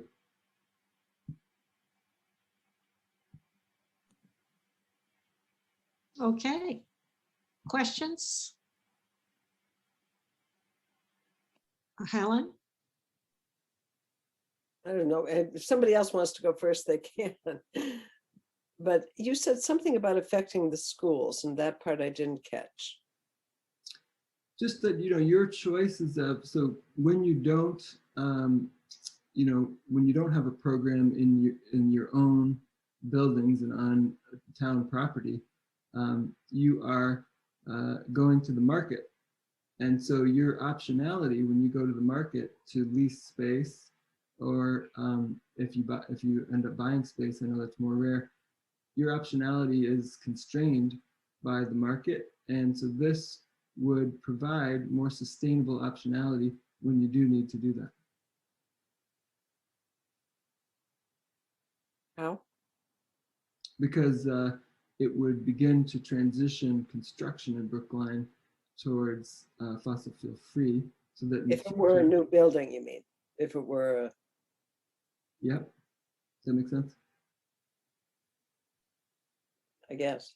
Yeah. So when buildings are being either rehabilitated or built from scratch, this will influence them towards being fossil fuel free, so that in the future, when you need to lease space from other parties, they're more likely to be fossil fuel free. Is there a dollar amount on this when this kicks in, like up to, like with ADA, if there's a certain percentage of the cost of the value of the building, that's when ADA kicks in. Is there? Yes, in this case, it's not based on the cost, because when we consulted the building commissioner back in 2019, he actually didn't like that version of a trigger. So this is based on the work area of a renovation. So it's based on the size of the square footage that's being renovated versus the total structure area. So it's for commercial buildings, commercial building code buildings, it is 50% of the building is under renovation, and that does not include any kind of minor stuff. That's the reconfiguration of space, moving walls, and for residential, it's a 75% definition. So basically, this is new construction by another name. It is not catching anything small. It's projects over $1 million that involve architects, engineers, lawyers that are already going. before the planning board and the ZBA for a special permit. And it's really catching low-hanging fruit as well, because it's only required when you're replacing your heating and or cooling system. So if you have a perfectly good heating system and you don't need to replace it, and you do fall under the renovation thresholds, you won't be required to replace it. It's only in the course of replacing it, you have to replace it with fossil fuel free. And basically what we're trying to get here is that we really need to reduce our carbon emissions. And the only way we can do that is to stop burning fossil fuels. We are in a climate crisis, and we only have a few years to turn this around for ourselves and for our children. So it's really critical that we take first the low-hanging fruit, and then we're going to need to get to the hard stuff, as Jesse alluded to. We're going to have to start ripping infrastructure out. David, would you like to read your statement? And we'll see where we go. Yes, so the proposed statement is fairly short and simple. The school committee has supported fossil fuel-free construction for school use and school building projects, including the new Driscoll School. The school committee remains committed to reducing our carbon footprint. Do I have a second to that? Thank you, Barbara. Comments, questions, concerns? Helen?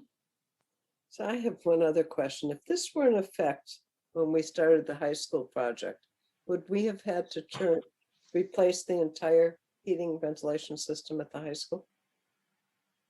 No, you would have been required to put any new systems in fossil fuel free. And unfortunately, I mean, it would have been great if it had been in effect, because now, unfortunately, as Jesse pointed out, we're stuck with an obsolete building before it's even open. So those systems, in order to meet our climate goals, in order to stay under critical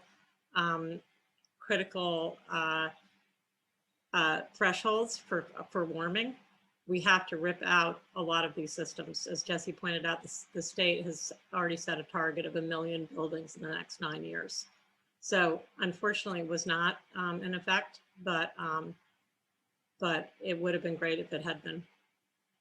I guess another point there would be, I do not know if when the town does its own construction, if it ever needs a special permit. And if it doesn't, then this wouldn't apply, actually. Well, under Dover, we don't have to, but we have done that to sort of comply with the planning board, et cetera. But we don't have to. Susan. Yeah, just a quick question. First of all, thank you for bringing this forward, and watching how difficult it's been to keep fossil fuel free in the Driscoll budget, even as a mandate. I mean, it's been incredibly hard. And so I think you guys have seen that in the last round, the bids came in more than almost $6 million over. And, in any other world, fossil fuel free would have been the first to go. And as it was, we stayed really hard with it, and we pushed back really hard, and it's still in, obviously, but it's been really hard, and there have been a lot of other trade-offs that have had to come in the building. And so watching that process happen, I guess my question is, how is the state going to get to that mandate, and how are the buildings that are going to get ripped apart chosen? And I mean, what implication does that have for, I'm not talking specifically about the high school, but just Brookline, as you think about that playing forward, and just how this tiny little micro example was so hard. It took every single week advocacy to keep it in. Yeah, and it was a mandate. Yeah, I think that's a great question. First of all, we don't know how the state is going to decarbonize these 1 million buildings. I don't think they really have a plan. So we know we have to do it in order to reach our climate goals, but we don't have a plan. So it's a little scary. But in terms of the Driscoll, I have not been involved, but I did go to a building commission meeting about 1.5 years ago. And I think that one of the issues with that project is that that project did not start from a basis of going fossil fuel free from the very beginnings of the design. So, or at Sorry, least Driscoll or the high, sorry, on Driscoll or the high school? Driscoll did. The high school didn't. Driscoll did. Well, The high school didn't. yeah, the high school didn't, right? But I'm just saying that you were talking about costs with Driscoll, correct? Yeah. So what I'm saying is that when you're doing a project like that, there are lots of ways that you can address the building envelope to build in a very cost-effective manner. And so there's just been a report that was put out by Built Environment Plus, which shows that basically there's less than a 1% premium to go net zero for a wide range of building types. So I think maybe it's just that there's been a big learning curve in the past few years, and costs have come down so that people understand how to do this, how to employ this kind of technology. Yeah, I think a lot of times it is still new enough that sometimes you end up hiring a firm, and I don't know any details in this case, that is sort of learning on the job how to do this. So that can be a factor, but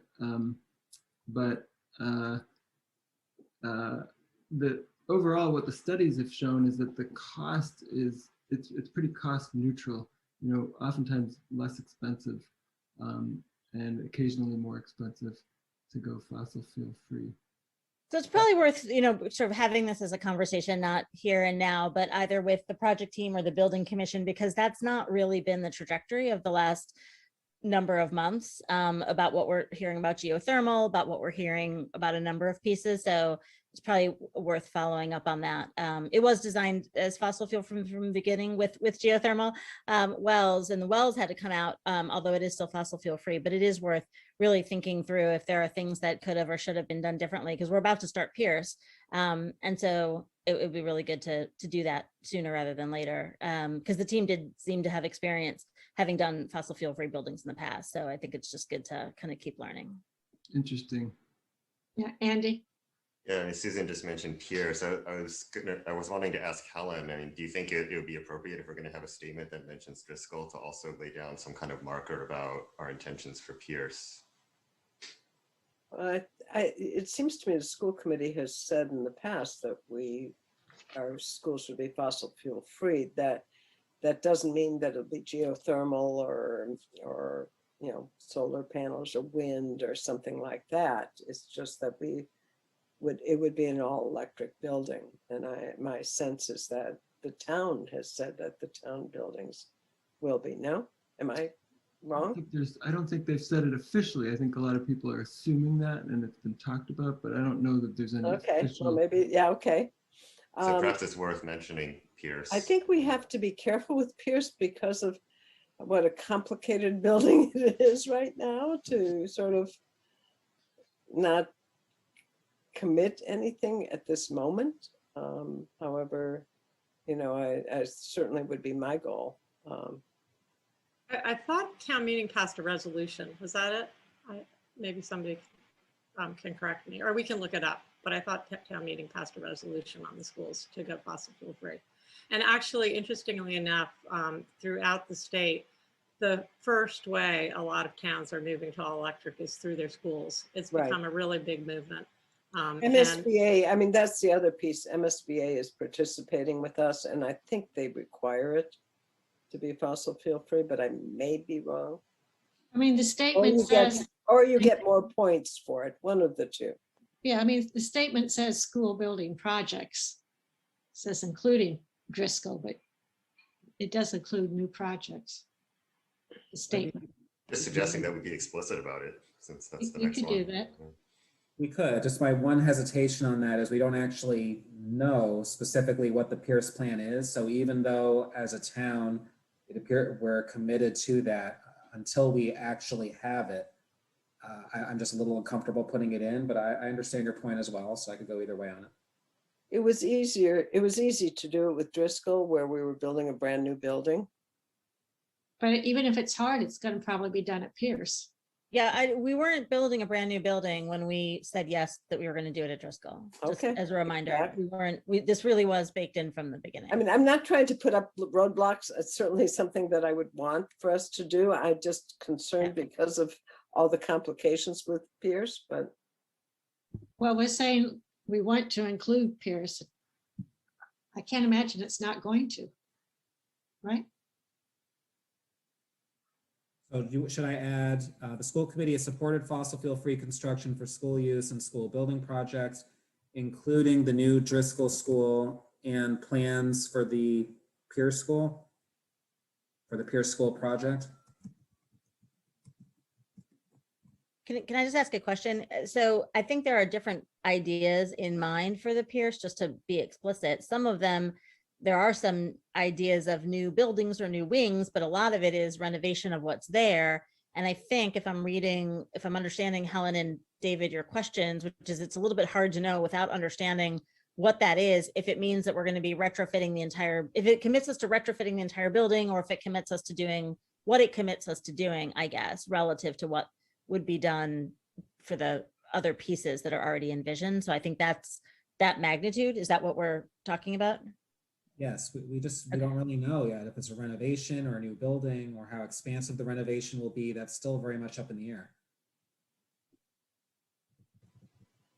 Andy, what are you thinking? Yeah, I'm not on the spot able to come up with a form of words that satisfies me fully, given what I'm hearing. So. Should we stick with what we've got? Yeah, I can live with that. Okay. Let's take a vote then, if we're ready. Mariah, Yes. Susan, Yes. Helen, yes. Andy, Yes. Barbara. Did I lose Barbara? Yes. Oh, there you are. Sorry, Barbara.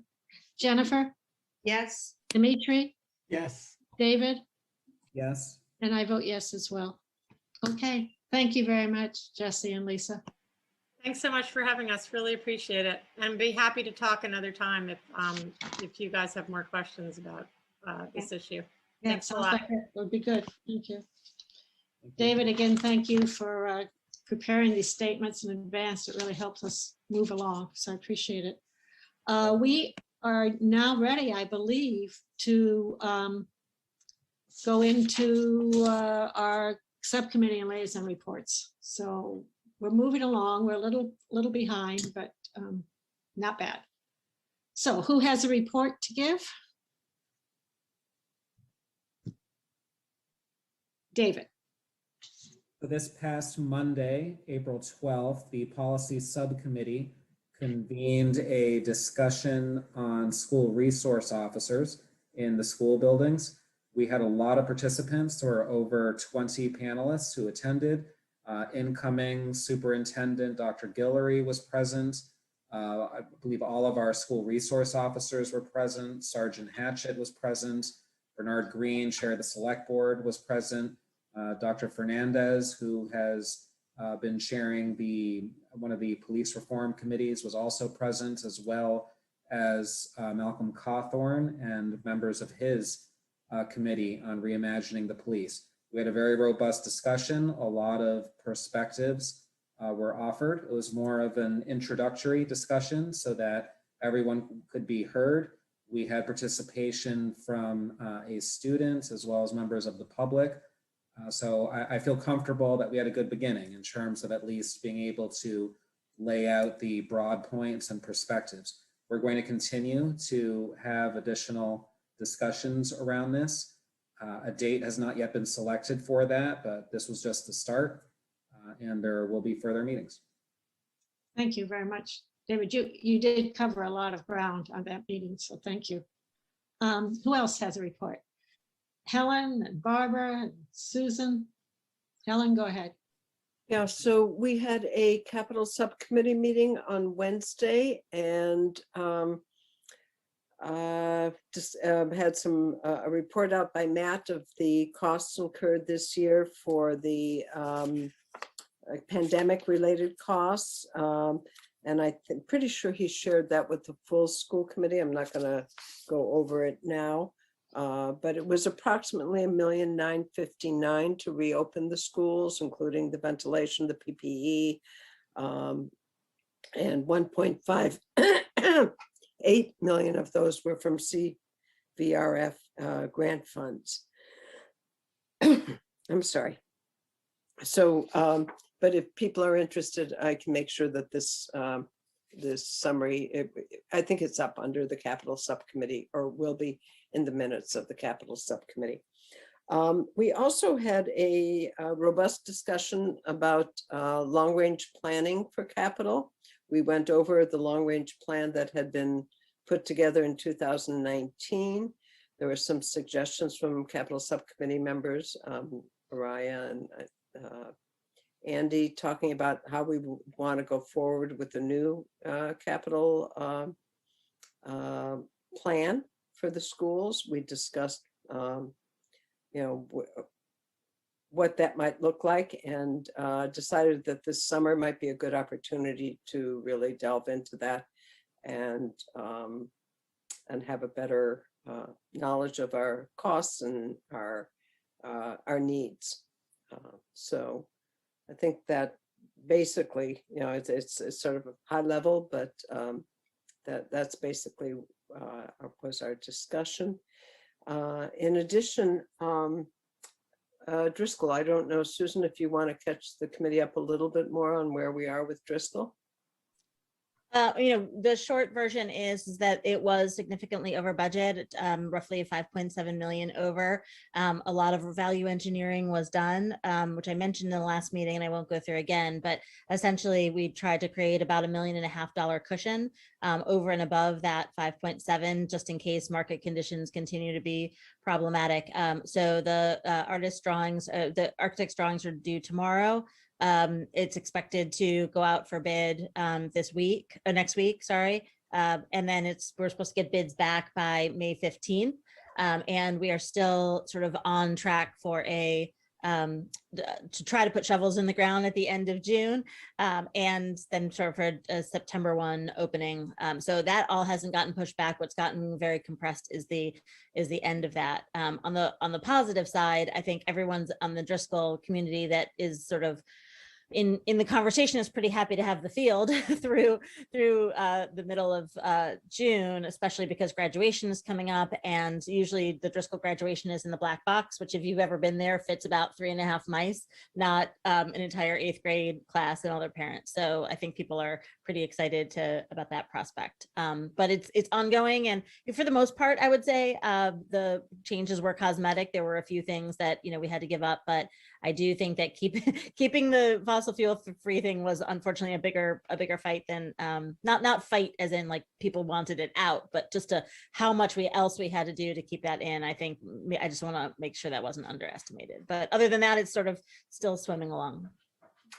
And sort of on another note on Pierce, the staff and the architects have been working on the education plan, which we hope to have sometime in May. It's been delayed a little bit because of everything that the staff has to do right now anyway, and it's sort of systems overload, and I think the architects understood that. We will be getting the education plan to the school committee once it's finalized, first to the school building committee, who will take a look at it and review it, hopefully within the next few weeks, and then to the school committee before it's submitted to the MSBA. I think that's all for capital right now. That's probably more than enough. But the high school seems to, the high school actually last night at, no, it wasn't last night, Tuesday night at the building commission was, they showed pictures of what's been going on, and it is moving fast. I mean, there was a lot to see there, and it was really exciting. So I have the PowerPoint if anybody wants it. I'm happy to send it around. Really? With all the pictures? Yeah. Oh, we need, maybe not tonight because it's late and people probably don't want, but I think we should do that next week, or maybe, even have more updated ones if you can. But you can also drive by. Yeah, but you know, you can't stop while you're driving. No, and they're you're interior. walking I'm just by. teasing. They're interiors also. It's Yeah. really, it's incredible. I think it'd be great to show some of those pictures for people to see what's I been. will say that on Wednesday, April 28th at 6 p.m., which is a Wednesday evening, is the next BHS building committee meeting. So we're going to be showing them there as well. If people want to take a peek at that, Wednesday, April 28th at 6 o'clock. We're also going to have an update from Ed Weiser, who's the science department head, on some of the things that they're thinking from a curriculum perspective. Because we've been talking a lot about buildings, and as like, I'm sick of talking about the MBTA. I want to talk about kids and education. So Mr. Weiser is going to talk about some of the work that they're doing to prepare the buildings and how they're thinking programmatically of using the buildings, how they've, you know, just on this point, how they've made sure that it's going to be electricity and not gas in the chemistry labs. They've done a lot of independent work on their own to try to figure that out, and, you know, Bunsen burner sort of stuff,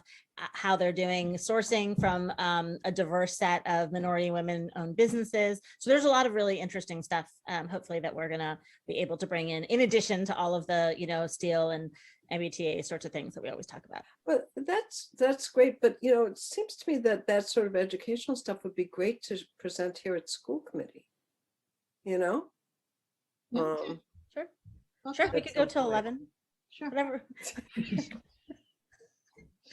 Yes, you are 100% right. If we don't have the warrant articles to do, I think we could get to it. I serve at the pleasure of the chair and the vice chair. So whatever you guys want, well, it'd be great. Great. Can I? Thank you, Helen. Well, can I do a liaison report if you want to get rid of me and finish me talking? Sure. Well, yeah, sure. We don't want to get rid of you, but go ahead. Yeah, but yeah, sort of. This is not such good news. There was an EDCO board meeting today, and the monies are going up, the costs, and I will share with the school committee and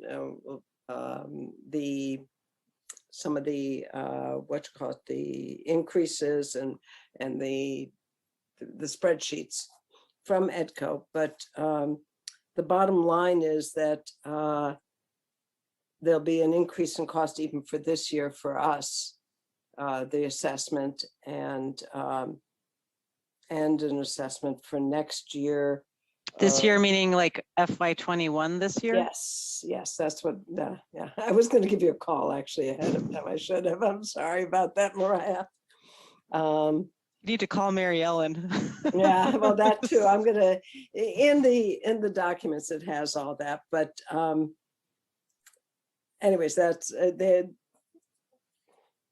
basically what I had to say.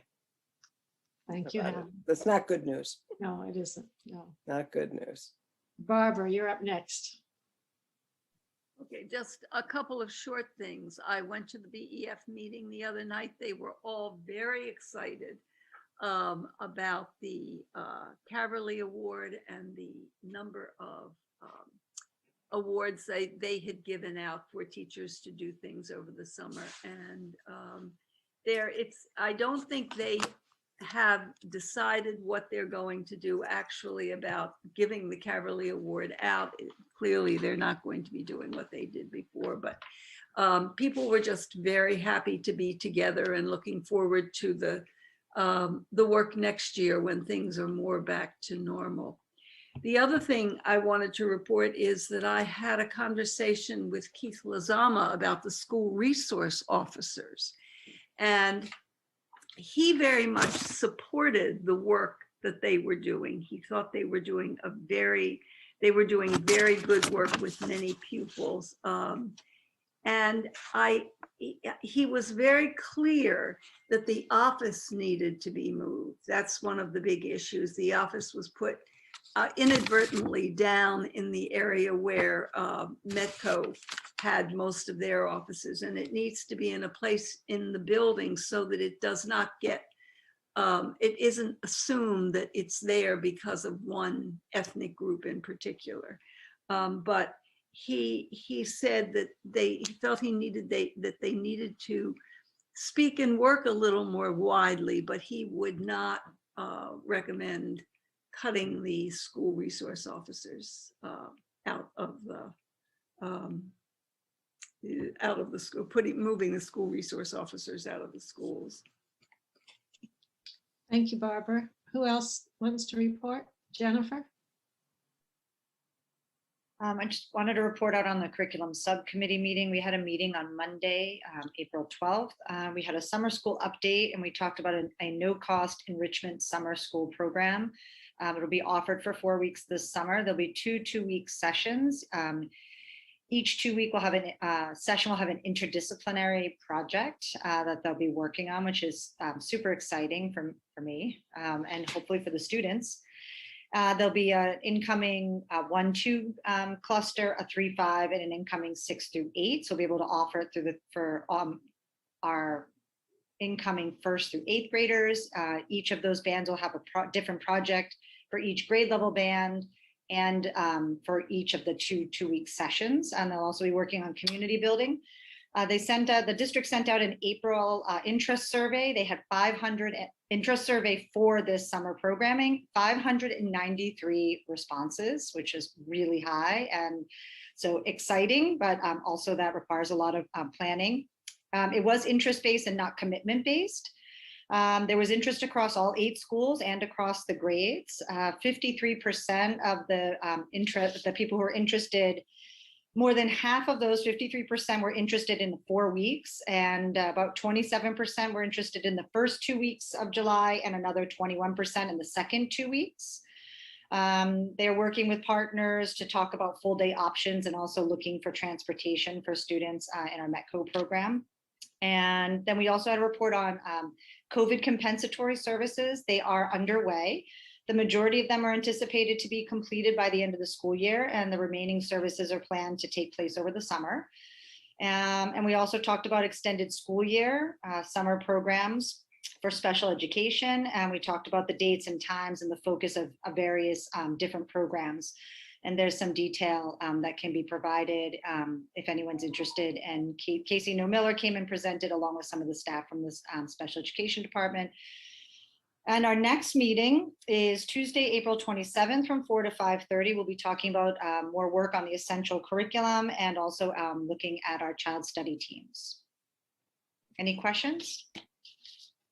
They are also recorded, so if any members of the committee or members of the community are interested, they'll be posted through our fantastic partner, BIG. Thank you, Jennifer. Anyone else have update? Susan? If I could say one other thing about the school resource officer conversation, I think David led it as well as could possibly be led. There were a lot of voices that had a lot of different opinions.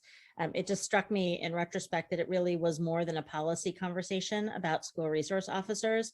And I just wanted to sort of say that here in this setting, because I think my observation was that there was a little bit of talking past each other, that some people were talking about, you know, sort of the need for resource officers and a lot of the value of resource officers and how wonderful they are as people and how much good they do. There was a whole different conversation happening about how Black and brown children and families experience looking at someone in a uniform in their school, someone with a gun, especially when we sort of just saw that it was just hours after the Dante Wright shooting which was accidental, which doesn't actually make it any better. In Minnesota, and now we're just today, the Toledo conversation, a 13-year-old unarmed boy being shot. You know, I just think that the kinds of conversations that we're in are not necessarily policy conversations about school resource officers. They're much broader. And I think to the extent that we don't name and see the experiences of our children and of all of our families, it's going to be really hard to have a sort of technical conversation when in fact we need to be having a much bigger conversation. So I think I just wanted to say that here because I do think that conversation will continue. And again, this is nothing, you know, David did a great job. I just think this is a bigger conversation that we need to be having. And I'm not sure how we do it, but I hope we can figure that out. Yeah, thank you, Susan. Okay. Seeing no other hands raised, I am going to move that we meet in executive session pursuant to Massachusetts General Laws, Chapter 30A, Section 21A for the following purposes. Purpose 3, discuss strategy with respect to collective bargaining with the Brookline Educators Union, BEU, Unit A, Unit B, and paraprofessionals. to discuss strategy with respect to collective bargaining with BEU Unit A grievance and to discuss strategy with respect to litigation, OCR complaints number 0120-1276, 0120-1281, and 0121-1012. If an open meeting may have a detrimental effect on the bargaining and litigating position of the public body, and the chair so declares. And purpose 7, to review and approve executive session minutes from the following meeting, April 8th, 2021. Do I have a second to that motion? Thank you, Mariah. And we will vote. Mariah? Yes. Susan? Yes. Helen? Yes. Andy? Yes. Barbara? Yes. Jennifer? Yes. Dimitri? Yes. David? Yes. And I vote yes as well. And we will not be coming back to open session when we are done. So we will be leaving this link and we will be meeting on the other side in the executive session link. So thank you and good night to the community.